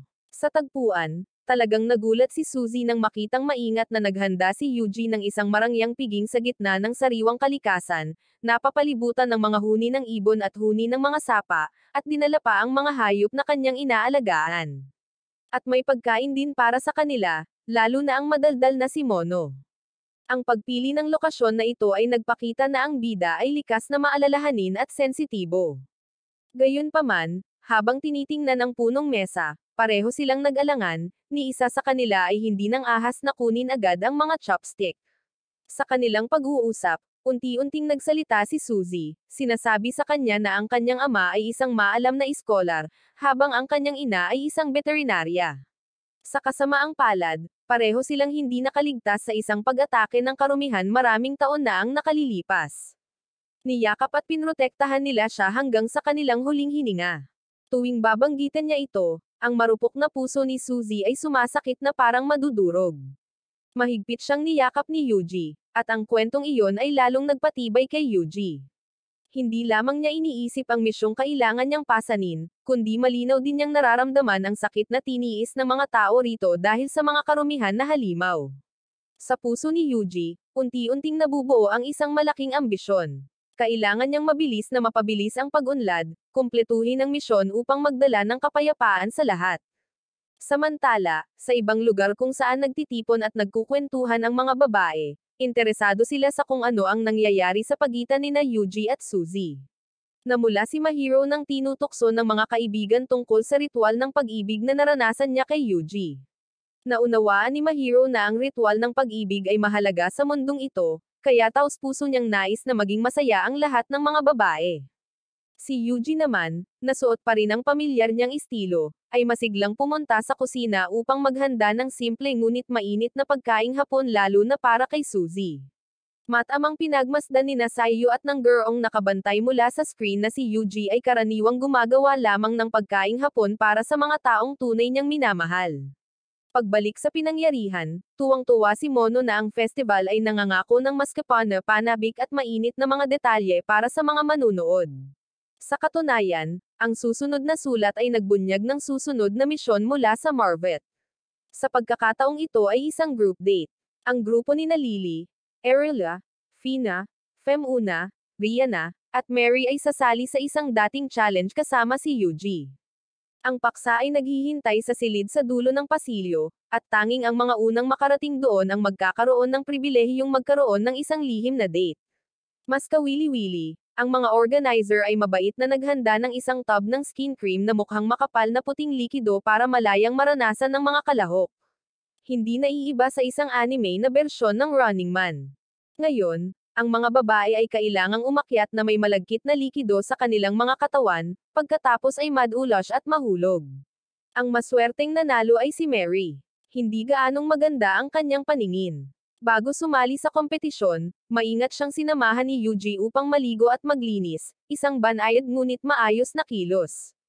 Sa kabila ng mahinang paningin, si Mary ay nagtataglay ng malusog na pangangatawan, maputi at makinis na balat, maikli at natatanging buhok, at isang inosenteng mukha.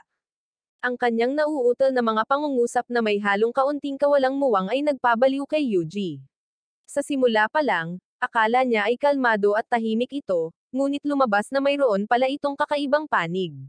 Natapos ang lihim na pakikipag-date, at gaya ng dati, naghanda si Yuji ng pagkaing hapon para kay Mary upang masiyahan. Isa-isa, ang bawat isa sa 12 priestess ay may kanya-kanyang di malilimutang karanasan kasama siya. Sa wakas, 2 kalahok na lang ang hindi napili, sina Suzy at Mary, na magiging kwalipikado para magpatuloy sa landas patungo sa pagsakop sa puso ng bida. Ang susunod na eksena ay nagsimula sa isang pamilyar na kama kung saan naghihintay si Yuji. Ang taong pumasok ay si Suzy, isang maamo at matamis na babae na may mga tainga at buntot na parang isang maliit na pas ang nangangailangan ng proteksyon. Si Suzy ay hindi lamang maganda at may malaking katawan, kundi marunong din siyang maging parang kuting, na nagpapagaan ng loob ng sinumang nasa tabi niya. Napabuntong hininga siya tungkol sa kanyang kalagayan at nais niyang manatili ito sa kanyang tabi magpakailanman. Nang marinig na si Suzy ay isang ulila, nagpa siya ang mga tagapag-ayos na maglaban sila ni Mary ng isa pang round upang matukoy ang mananalo. Ang labanang ito ay umikot sa ritual ng dobleng pag-ibig. Si Mary, ang misteryosong taong nakatayo sa likuran, ay naghanda ng maaga, tinitiyak na walang aalis na walang dala, dahil ang espesyal na inihandang love potion ay magpapalampas at magpapakalimot sa kanilang tatlo sa daan pabalik ngayong gabi. Si Suzy ay parang isang kuting na gustong haplasin. Sa katunayan, ang hindi inaasahang kombinasyong iyon ay nagdulot ng kakaibang ugnayan, na nagbunga ng 2 makapangyarihang maliliit na bituin bilang ebidensya ng pag-ibig. Kinabukasan, personal na pinuri ni Alfina si Yuji dahil sa kanyang nakahihigit na lakas ng lalaki, na kayang makipagsesyon ng maraming beses sa 2 babae ng sabay-sabay habang pinapanatili ang kanyang anyo. Bago pa man siya makapagpahinga, nakatanggap siya ng agarang senyales mula kay Mono, na humihiling ng agarang pagbabalik sa kastilyo. Dito, inanunsyo ni Mono na natuklasan nito ang isang bagong labyrinth, na ibang-iba sa 12 pamilyar na labyrinth ng Zodiac. Isiniwalat ng mga sinaunang dokumento na bukod sa 12 konstelasyon, mayroon ding ika-13 konstelasyon, ang bilangguan ng ika-13 demonyo, ang pangunahing pinagmumulan ng Panginoon ng Karumihan. Ang misyon ni Yuji ngayon ay naging mas mabigat kaysa dati upang selyuhan ang lahat ng kapangyarihan ng natitirang 12 konstelasyon, pagkatapos ay direktang humarap sa ika-13 demonyo. Mapanganib, mahirap, ngunit isa ring hindi maiiwasang misyon. Sa pagbabalik kasama si Mono, mausisa na nagtanong si Yuji tungkol sa pagkakakilanlan ng ika-13 priestess. Ang resulta ay labis na ikinagulat niya nang ang taong ito ay maaaring hindi isang babae, ngunit maaaring isang lalaking nakilala niya noon. Nang nagsasaliksik ng mga sinaunang dokumento, natuklasan ng lalaking may kulay kahel na buhok na bukod sa 12 labyrinth ng Zodiac, mayroon pang isa pang labyrinth. Tiyak na senyales iyon ng ika-13 priestess. Isang bagong priestess ang nakapukaw ng interes kay Yuji, ngunit ang pag-iisip na ang taong ito ay maaaring isang lalaki ay nagpatingin kay Yuji ng mga lalaki nang may kilig sa kanyang puso. Dahil sa ugali nitong madaldal, si Mono ay itinapon diretso sa pizza oven, at naging isang inihurnong ferret bear pizza. Doon mismo, aksidenteng nakatagpo ng bida na si Yuji si Saiyo, na kahit papaano ay mukhang kaakit-akit sa pagkakataong ito. Pagkatapos, habang naglalakad, patuloy siyang nakakasalubong ng mga maskuladong lalaki na may pawis na tumatagas na parang naliligo, na mukhang tunay na mabangis. Maging si Saiyo, na basta na lamang tumakbo, ay naging kakaibang kaakit-akit sa kumikinang na liwanag. Marahil ito ay parang pakiramdam ng pag-ibig, kung saan ang anumang imahe ay nagiging napakaganda. Inayos ng tadhana ang muling pagkikita ni na Yuji at Saiyo sa sandaling iyon, sa isang lugar na puno ng mga lalaki na may matipunong katawan. Pagkatapos ay nabasa ni Saiyo ang kanyang damit kasama ang mapang akit na kakulaitan ni Mono, na nagpabago-bago ng isip ni Yuji, halos yumuko palayo sa kanyang orihinal na pagkakakilanlan. Sa huli, ang madaldal na si Mono ay nagduse pa rin sa bunga ng pagkatapon ng daan-daang metro ang layo.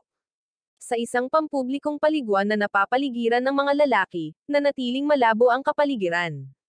Habang nagkukwento pa rin si Mono tungkol sa isang pag-ibig na amoy mantika, hindi nag-atubiling ginamit ni Saiyo si Mono bilang tela upang kuskusin ang kanyang likod. Bakit pa siya patuloy na nagpapakita ng ganito? Marahil ay hindi na ito nagkataon lamang, kundi tadhana. Inalok niya na kuskusin ang likod ni Yuji, na ikinagulat ni Yuji kaya't mabilis siyang tumakbo palayo.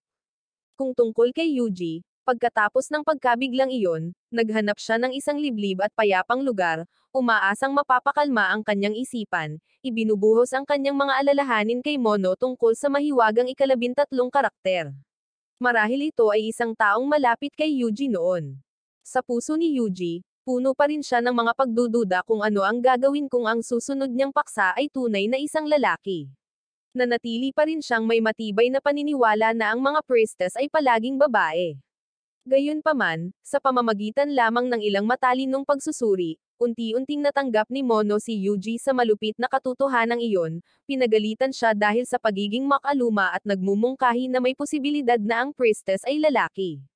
Patuloy na bumubulong si Mono na ang ika-13 labyrinth ay hindi pa nabubuksan dahil matagal na itong naselyuhan, at maaari ring makita bilang isang ipinagbabawal na pinto na may dalang mystical na kahulugan tulad ng pagpasok sa ibang dimensyon. Kaya, maaari itong maging isang ganap na bagong karanasan. Hindi pa natatapos ang mga salitang iyon nang pinaikot na ni Mono si Yuji sa isang serye ng mga bagong senaryo tulad ng mga kakaibang posisyon, hindi inaasahang uri ng mga relasyon tulad ng mga relasyong panlalaki, relasyon sa mga stepmom, at maging sa mga relasyon sa mga hayop. Kahit medyo kakaiba, mayroon silang malakas na kapangyarihan ng pananakop. Balak ni Yuji na makipaglaro muli sa mga babaeng iyon, ngunit humiling si Mono ng bago sa pagkakataong ito. Dahil dito, parang pinagtataksilan ng bida si Mahiro at ang mga babaeng ipinagkatiwala ang kanilang damdamin sa kanya. Dahil sa pagkakalunod sa mga walang patutunguhan, hindi pinalalampas ang pagkakataon, agad na naglabas si Mono ng sunod-sunod na mga imahe, na pinilit si Yuji na unti-unting masanay sa posibilidad na ito. Tila unti-unti ring tinatanggap ni Yuji ang ideya ng pakikipag-ugnayan sa mga lalaki. Sinuri at tinukso ni Mono, na sinasabing ang mga taong mapagpahalaga sa sarili, kahit mahilig sa libro, ay walang atraksyon. Sikat si Saiyo sa pagiging babaero ngunit palaging pinapalampas ang mga pagkakataon, kaya marahil ay dalisay pa rin siya. Kung tungkol sa hari, malamang imposibleng maging dalisay pa rin siya. Ngunit gayunpaman, ang pagsubok ng isang beses ay magbubunyag ng lahat. Sa kabila ng pag-iisip, hindi pa rin mahulaan ni Yuji kung sino ang susunod niyang mangingibig. Nang sandaling iyon, muling nagpakita si Saiyo, nakangiti at iminungkahing kumuha sila ng ilang litrato para sa isang magazine ng magkasama. Nakita ito ni Mono bilang biktima na papalapit sa pinto. Hindi alam ni Yuji kung paano sisimulan ang pag-uusap. Sa isang pribadong sandali, biglang ipinahayag ni Saiyo na sa kabila ng tila ganap niyang panlabas na anyo, ang kanyang puso ay talagang nalulungkot at walang laman. Ipinahayag niya na naiintindihan niya ng husto si Yuji, naiintindihan niya na siya ay nalulungkot din tulad niya, palaging kailangang panatilihin ang mukha ng isang perpektong gwapong lalaki habang walang mga kaibigan. Tiningnan ni Saiyo si Yuji ng may malungkot na mga mata, na nagpaduda kay Yuji sa kanyang sariling pagkakakilanlang pangkasarian. Dati, mga babae lamang ang kanyang hinahabol. Sa pagkakataong ito, ang paghabol ng isang lalaki ay nagbigay sa kanya ng kakaibang pakiramdam. Pakiramdam niya ay inaakit siya. Patuloy na naging mas malabo si Saiyo. Naging mapanganib ang sitwasyon ng muntik ng si Saiyo ang magnakaw ng kawalang malay na iyon.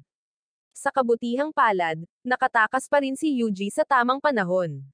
Nagreklamo siya kay Mono na si Saiyo ang nakapatong sa kanya. Kung magpapatuloy ito, maaaring siya ang manganak ng mga bata. Pagkatapos noon, hinayaan ni Mono na makatagpo ni Yuji si Narco. Sinasaliksik niya ang ika-13 labyrinth.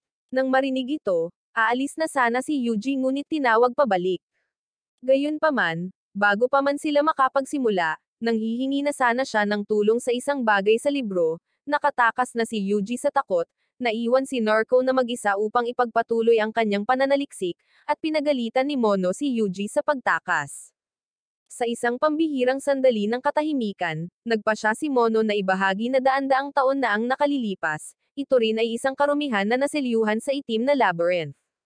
Nang palayain ito ng isang makapangyarihang mangkukulam, saka lamang nakilala ni Mono ang liwanag.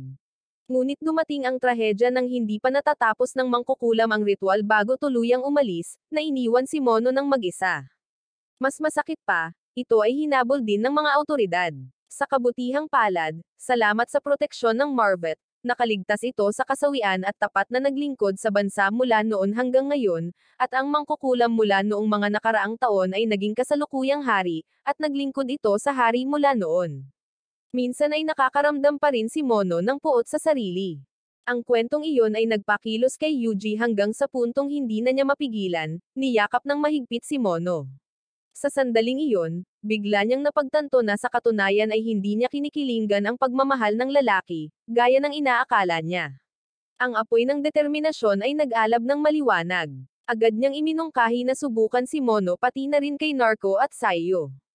Sa pagkakataong ito, sino ang magiging ika-13 priestess?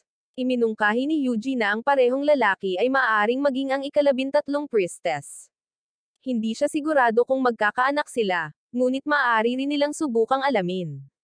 Nang sumabog ang mga bagay sa kwarto, mapait na napagtanto ni Yuji na ang lahat ng ito ay isang dula lamang sa direksyon ni Mono. Parehong mahusay na ginampanan ni Saiyo at Norko ang kanilang mga papel, na nagpapaikot sa kanya na parang isang tuktok, ang kanyang leeg ay sumasakit dahil sa labis na pag-arte. Tunay na mahusay si Mono, na ginagawang literal na biro ang lahat. Naunawaan ni Yuji na ang tunay na koneksyon ay hindi nagmumula sa pagiging isang babae or isang lalaki, kundi sa tunay na pag-ibig sa totoong kahulugan. Si Yuji ay nakatayo sa harap ng isang listahan. Kung hindi isang lalaki, sino kaya ang priestess na numero 13? Tiyak na ito ay isang taong palaging tahimik na sumusuporta sa kanya mula sa likuran. Sandaling naisip niya si Mono at naisip na marahil ang pagnanais ay katangian din ng mga priestess, na nagiging sanhi ng pagkataranta ni Mono, na nagtatago sa likod ng pinto, sa takot. Tiyak na malalaman ni Yuji kung sino ito, ngunit bago mag-alala tungkol sa ika-13 labyrinth, kailangan pa rin niyang pamahalaan muna ang 12 labyrinth. Nang araw na iyon, sina Yuji at Alfina ay personal na pumunta sa larangan, direktang nakatayo bilang mga modelo para sa mga batang bituin na susundan at matutunan. Ang kapaligiran sa larangan ay parehong seryoso at puno ng kasabikan habang ang mga batang bituin na may kumikinang na mga mata ay maingat na pinapanood ang bawat kilos. Bawat kilos na ipinakita ng dalawa at mabilis na isinaulo ang mga ito sa kanilang mga isipan. Nang matapos ang aralin, ang guro ay balisa at nag-aalala pa rin na ang mga bata ay mapaglaro at hindi magsasanay ng mabuti, kaya kung sakaling magkamali sila ng isang bagay na mahalaga, ang mga kahihinatnan ay magiging mahirap na itama.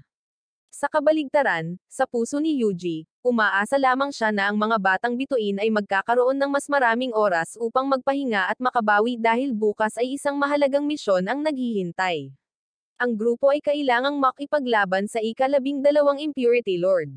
Nang gabing iyon, nanalangin si Alfina na maging maayos ang lahat. Kinabukasan ng umaga, gaya ng plano, nagsimula ang paglalakbay. Ang kalaban sa pagkakataong ito ay ang Sagittarius Impurity Lord, isang may hawak ng kapangyarihan ng elemento ng apoy. Mabilis na kumuha ng mga espada ang mga bata at sumugod. Ngunit para kay Yuji, kahit anong elemento ang gamitin ng kalaban, mahihirapan silang makatakas sa pagkatalo kapag nakaharap nila ang buong koponan. Marangal na inutusan ng ating bida ang maliliit na batang bituin na sumugod. Bagamat medyo malamaya sa simula, dahil sa ilang hindi inaasahang paghihirap, pagkatapos noon, salamat sa napapanahong suporta, mabilis na nabawi ng lahat ang kanilang sigla, nagtutulungan ng may pagkakasundo upang muling lumaban. Parang naging nakagawian na, nanalo si Yuji. At sa kanyang puso, hinihintay niya ang resulta upang makabalik siya sa totoong mundo. Ngunit, kakaiba, walang nangyari. Lahat ay nalilito, hindi naiintindihan ang nangyayari. Gayunpaman, sa mismong sandaling iyon, biglang nayanig ang lupa. Isang nakasisilaw na liwanag ang sumilay, Dahilan para mabigla si Yuji nang mapagtanto niyang ito ay isang malagim na senyales. Ang langit ay natatakpan ng isang patong ng maitim na ulap. Nagpakita ang hari, ang kanyang mukha ay puno ng kalungkutan, na nagpapahayag ng panghihinayang na hindi pa rin nila mapigilan ang muling pagkabuhay ng ika-13 ghost. Agad niyang hiniling kay Yuji na mabilis na hanapin ang ika-13 priestess, bilang paghahanda sa huling labanan na darating. Sa pagmamadali sa paghahanap, nagkaroon ng pagkakataon si Yuji na makatagpo si Mary kasama si Alfina at mula rito ay nalaman ang nakakagulat na balita na isang bagong labyrinth ang nagpakita. Dali-daling tumakbo pabalik sa silid si Alfina, dala ang isang aklat na mahika na matagal nang nakatago. Sumabog ang sikreto sa harap mismo ng kanyang mga mata. Lumabas na si Alfina, ang kasama na tila napakalapit sa lahat ng oras na ito, ay ang ika-13 priestess. Nasa harap niya ito noon pa man, ngunit inakala niyang nasa abot tanaw na ito. Binunot niya ang isang hibla ng kanyang buhok, hinubog ito, at idinikit sa likod ng damit ni Yuji. Gayunpaman, hindi doon natapos ang malupit na kapalaran. Isang hibla ng buhok na hugis pana na dating nakakabit kay Yuji ay aksidenteng itinapon ni Mono. Maging ang mahika na inihanda para sa proteksyon, isang pambura, ay nasira ng malamayan na babaeng naghahatid na si Taroha. Sa sobrang desperado ni Alfina ay kinailangan niyang subukan ang mga kakaibang pamamaraan tulad ng pagsulat ng pangalan ng kanyang mahal sa buhay sa papel, pag-ikot nito, at paglunok nito, ngunit wala pa ring resulta. Samantala, nagpursigi si Yuji sa kanyang paghahanap sa pamamagitan ng pagtayo sa kalye, paghawak ng mga karatula, at paghahanap ng isang tao.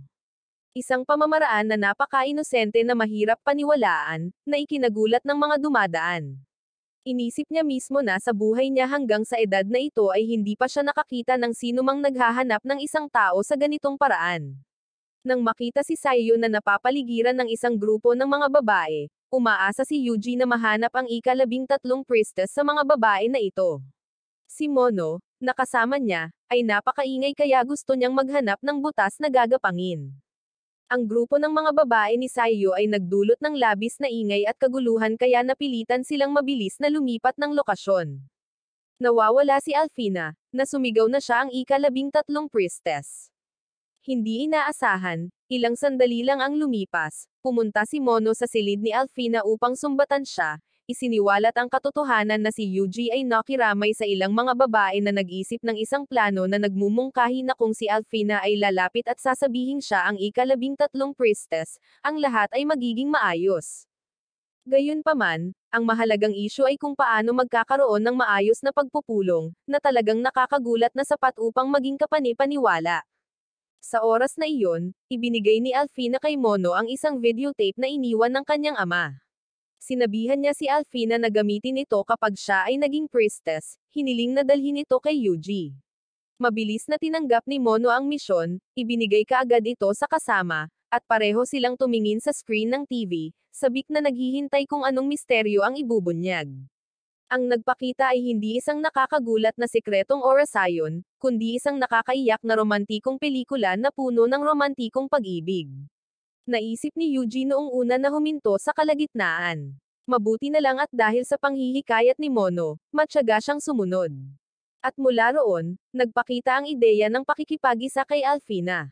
Tulad ng sa pelikula, kalaunan ay nagmaneho si Yuji ng isang marangyang convertible na kotse na parang isang dominanteng CEO, nakayakap sa balikat ng magandang babae habang naglalakbay sila kahit saan, magkahawak kamay, at masaya. Sumunod, kumain sila ng Spanish-style na pagkain.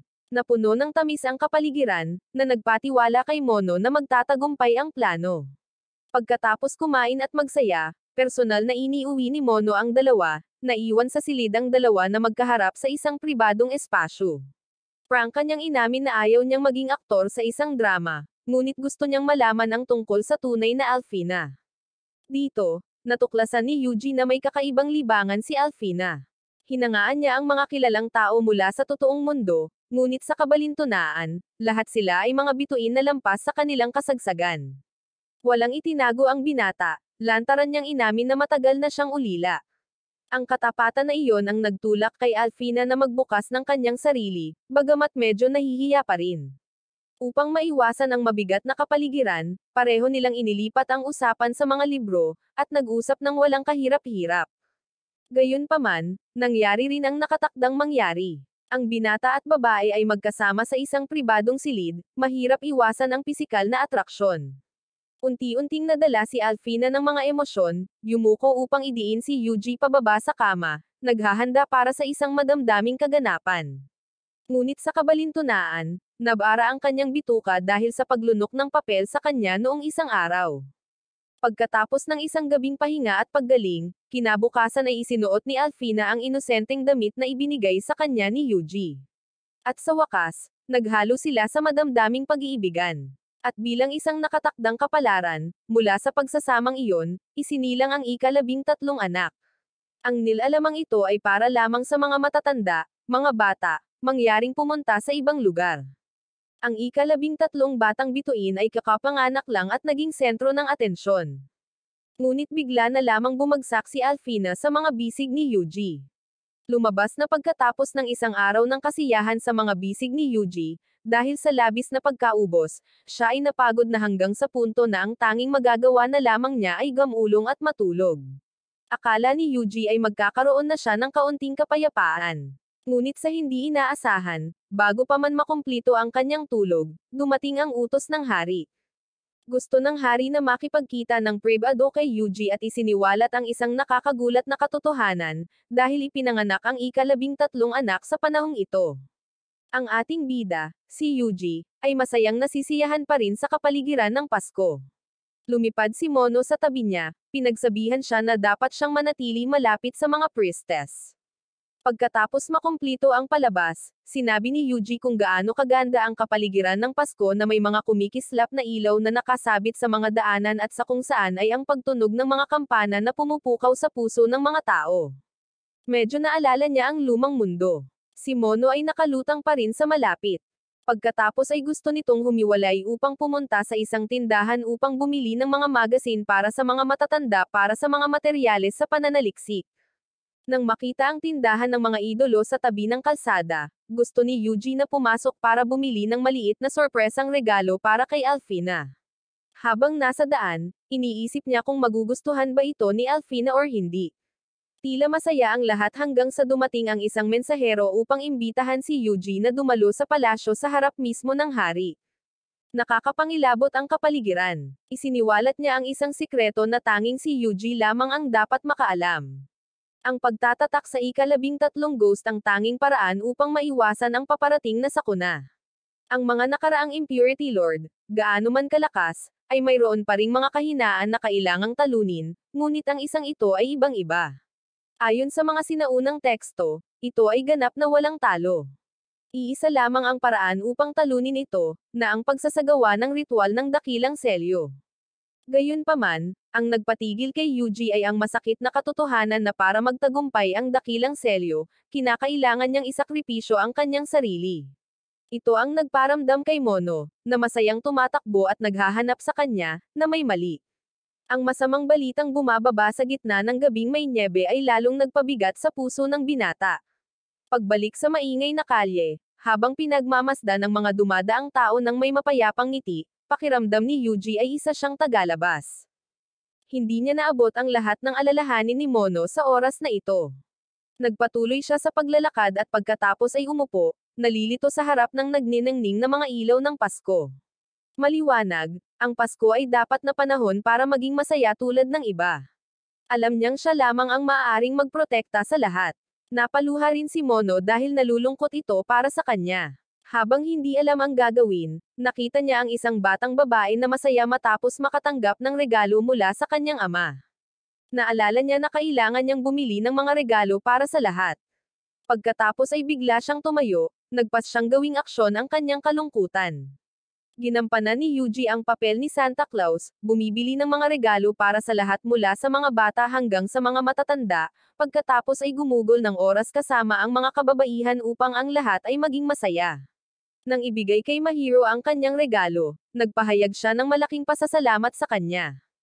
Sa una, medyo nailang niya itong itinuring bilang paggalang. Ngunit nang buksan niya ang kahon at makita ang manika sa loob, dahil halos masira na ang kanyang lumang manika, bumuhos ang mga emosyon, na naging dahilan upang manginig ang puso ng dalaga. Naalala niya ang pangako mula sa nakalipas na mga taon, magbabahagi sila ng saya at kalungkutan, tatayong magkabalikat kay Yuji, gaano man kahirap ang mga bagay-bagay. Bilang tugon, marahang ngumiti siya, inilagay ang kanyang kamay sa balikat nito, sinabi sa isang matatag na boses na anuman ang mangyari, palagi siyang magiging isang ligtas at mainit na kanlungan sa kanyang mga bisig, kahit na lumaki na silang dalawa. Ang manika na ito, dapat niyang ituring ito bilang kanya, upang kung balang araw ay wala siya, maaalala pa rin niya ito. Ito ay parang isang bandila ng kasawian sa gitna ng romantikong kapaligiran. Magpapalitan na sana ng matamis na kiss ang dalawa nang biglang pumagitna si Mono, na hindi sinasadyang naging third wheel, na some iris sa tame time na sandali. Kinabukasan, pumunta si Yuji sa nursery upang salubungin si Alfina. Nanghihina siya sa kama, at buong pusong inaalagaan siya nito sa bawat detalye, tulad ng pagluluto ng pagkaing hapon para mas madali siyang makakain, pagkatapos ay binibigyan siya ng Reg Along pamasko na nagpasaya kay Alfina sa tuwa.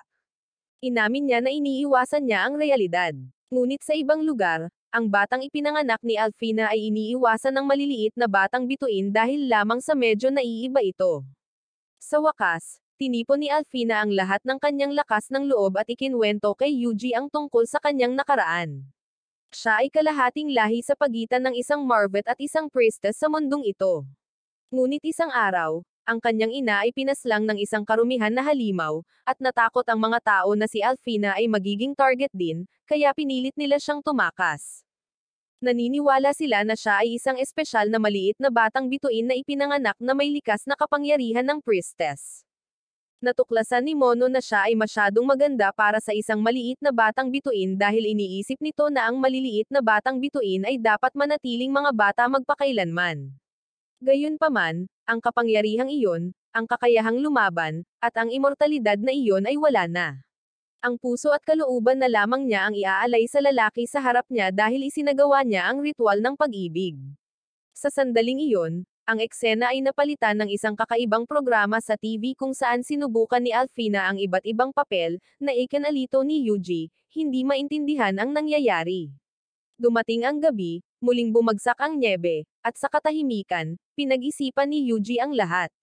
Tahimik siyang pumili ng isang set ng baluti at mga armas para sa kanyang sarili, naghahandang harapin ang tadhana, na nagpaiyak kay Mono. Kinabukasan, binigyan ni Yuji si Mono ng candy, marahang kinumpirma na tunay siyang babae, at pagkatapos ay bigla siyang niyakap ng mahigpit mula sa likuran, nagpapasalamat sa malaking tulong sa kanya sa paglipas ng panahon. Namula si Mono, naisip, maaari kayang gusto rin ni Yuji na magkaroon ng anak dito. Niyakap ni Yuji si Mono, pagkatapos ay idiniin ito, mukhang hindi naaangkop. Pinuri niya ito dahil sa pagiging napaka-cute, pagkatapos ay niyakap ito sa kanyang mga bisig at natulog.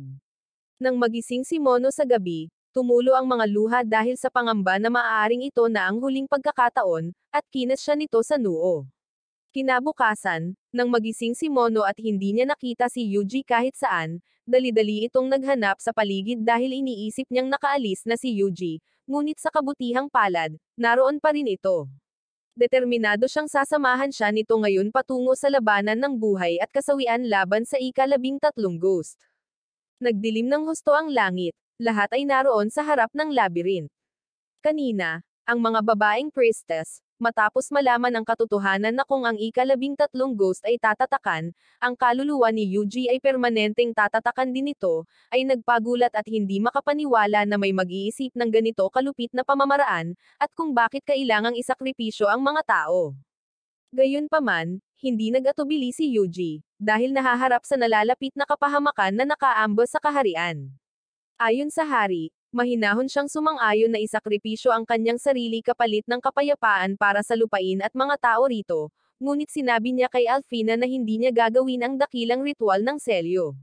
Nang makita siyang napakalapit sa kanya, hindi napigilan ng mga bata na mang-asar. Gusto ni Yuji na lumaban ng buong lakas.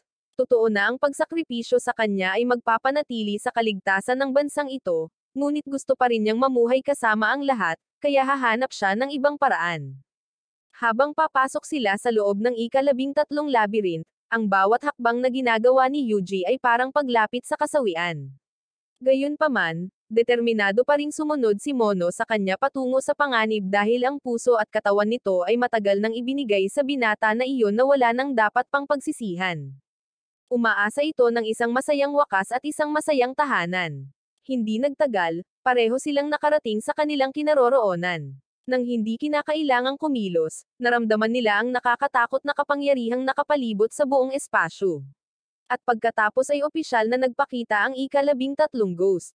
Si Yuji ang unang sumalakay, ngunit ang pambungad na pag-atake ay hindi gaanong epektibo, tila walang pinsala sa kalaban.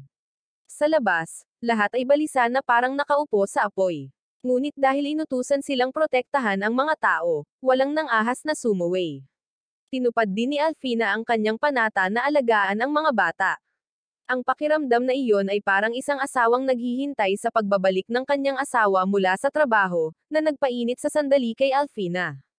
Gayunpaman, ang mga bata ay walang konsiderasyon, patuloy na nanunukso, sinasabing ninanakaw ni Alfina ang papel ng isang ina, may power delusion disorder, at inihahambing pa siya sa isang may bahay na may relasyon sa amo ng kanyang asawa, na nagpaparamdam sa kanya na ang pagpapalaki sa kanila ay talagang pag-aaksaya ng bigas. Lumalabas na lahat ng mga hindi naaangkop na kaisipang ito ay itinuro ni Mono. Samantala, ang hari at narko ay apurahang naghahanda para sa dakilang ritual ng selyo. Kung hindi matatapos, ang buong mundo ay malapit ng malulong sa mga karumihan, at si Mahiro ay hindi na makakabalik sa kanyang mundo. Kaya, siya at ang mga priestess ay nagsimulang mag-enchant. Si Yuji sa labyrinth ay patuloy na naglunsad ng kanyang pinakamalakas na pag-atake, ngunit wala pa ring naging resulta. Sa sandaling ito, nagsimula ang ritual. 13 priestess ang sabay-sabay na nag-enchant, na nagbubuklod sa ghost at sa kaluluwa ni Yuji. Halos nakagapos na siya, isang hakbang na lang bago mabura ang kanyang kaluluwa. Mabuti na lang at si Mahiro, dahil sa kanyang konsensya, na ayaw masawi ang kanyang mahal sa buhay, ay tumigil sa pag-enchant. Sa gayon, nakaligtas si Yuji sa kasawian, ngunit agad na tinamaan ng isa pang hampas mula sa hari ng demonyo. Humingi ng tawad si Mahiro sa lahat, gusto niyang makahanap ng ibang paraan upang iligtas ang mundo nang hindi isinasakripisyo si Yuji. Agad na ipinaliwanag ni Mary na sa silid-aklatan, natagpuan niya ang mga sinaunang teksto na nagtatala na kung ang Marvet ay may sapat na malakas na koneksyon sa mga priestess, magiging posible na gamitin ang napakalaking kapangyarihang iyon, sapat upang walisin ang demon ghost habang nagkakaroon din ng pagkakataong iligtas ang buhay ni Yuji. Ngunit ang pamamaraang ito ay lubhang mapanganib. Matapos makinig, ang hari, gamit ang kanyang karanasan, ay nagpasya na tawagin ang lahat ng mga priestess upang magkaisa ang kanilang mga pagsisikap upang tumulong. Sa labas ng pinto ng labyrinth, malinaw na naramdaman ni na Alfina at ng maliliit na batang bituin ang lumalaking panganib. Ang demon ghost na iyon ay kumakalat sa lahat ng dako, na pinipilit silang agad na tipunin ang kanilang diwa ng pakikipaglaban, na pinoprotektahan ang bansa hanggang sa wakas. Habang ang ika-13 maliit na bituin ang magpoprotekta kay Alfina, naroon din ang mga priestess upang tumulong. Pagkatapos ay nagsimula silang mag-enchant. Naniniwala ang lahat na ang kapangyarihan ng pagkakaisa ay magtatagumpay sa lahat ng hamon. 13 batang maliit na bituin ang nagpakawala ng liwanag sa kalangitan, na bumubuo ng mga higanteng robot, na nagbibigay ng higit na kapangyarihan sa kanilang mga kakampi. Sa loob ng labyrinth, tinamaan si Mono para kay Yuji, na pinapayuhan siyang hindi ngayon ang oras para lumaban para lamang lipulin ang mga kaaway, kundi para lumaban para sa mga taong nais niyang protektahan. Kung kailan ang kapaligiran ay parang isang malungkot na dula, binigyan siya ni Mono ng isang energy drink na orihinal nitong balak itabi para sa isang gabing magkasama, ngunit ngayon ay kailangan ng higit pa kaysa dati. Ininom ito ni Yuji at dumiretso palabas ng labyrinth, naglunsad ng isang mapagpasyang atake na nakaharap sa demon ghost. Bago umatake, nagpadala siya ng taos-pusong paghingi ng tawad sa lahat, na nangangakong aalisin ang isinumpang karumihan anuman ang mangyari. Sumiklab ang labanan ng matindi. Usok at apoy ang pumailan lang sa kalangitan sa gabi, ang maningning na liwanag ay sumisikat sa lahat ng direksyon. Sa gitna nito, isang sinag ng liwanag ang biglang tumagos kay Alfina, na naging dahilan upang magyelo ang buong eksena. Kontento na si Alfina na isakripisyo ang sarili para protektahan ang buhay ni Yuji, itinuturing itong pagkumpleto ng misyon ng isang maliit na bituin. Ang huling kiss ni Alfina, parang kiss ng isang prinsipe na gumising sa isang natutulog na prinsesa sa kagubatan. Ngunit dito, hindi nagising ang prinsesa. Sa halip, siya ay nagpalit ng anyo at naglaho, na nag-iwan ng matinding sakit sa puso ni Yuji. Ang puot sa ika-13 demon ghost sa mga mata ni Yuji ay lalong lumakas. At nang magpakita ang banal na tatak, lahat ng natitirang mga priestess ay nagkakaisang ibinigay ang kanilang buong kapangyarihan sa kanya. Ang 3 robot ng maliliit na batang bituin ay nakipag-isa rin kay Yuji, na lumikha ng pangwakas na anyo. Ang unang nagkakaisang pag-atake ay naging dahilan upang ipakita ng demon ghost ang tunay nitong anyo. Sumigaw ito, isinumpa si Yuji bilang isang taga-dungeons ng mga kaluluwa ng priestess. Matapang na itinanggi ito ni Yuji, na pinaninindigan na sa pamamagitan ng pag-ibig at pagkakasundo ay isinilang ang maliliit na batang bituin, at ang magandang pag-ibig, kahit na may karnalidad, ay hindi maihahambing sa kawalang pakumbabaan ng demon ghost. Sa kanyang galit, tinusok ni Yuji ang kalaban, itinuon ang lahat ng kanyang kapangyarihan para sa isang pangkalahatang opens iba, na pinilit ang demon ghost sa eksaktong posisyon ng dakilang selyo. Ang natitirang gawain ay para sa mga priestess at maliliit na batang bituin. Sabay-sabay silang nag-enchant, na tuluyang nolipol ang kalaban, at ang huling misyon ay natapos sa maluwalhating tagumpay.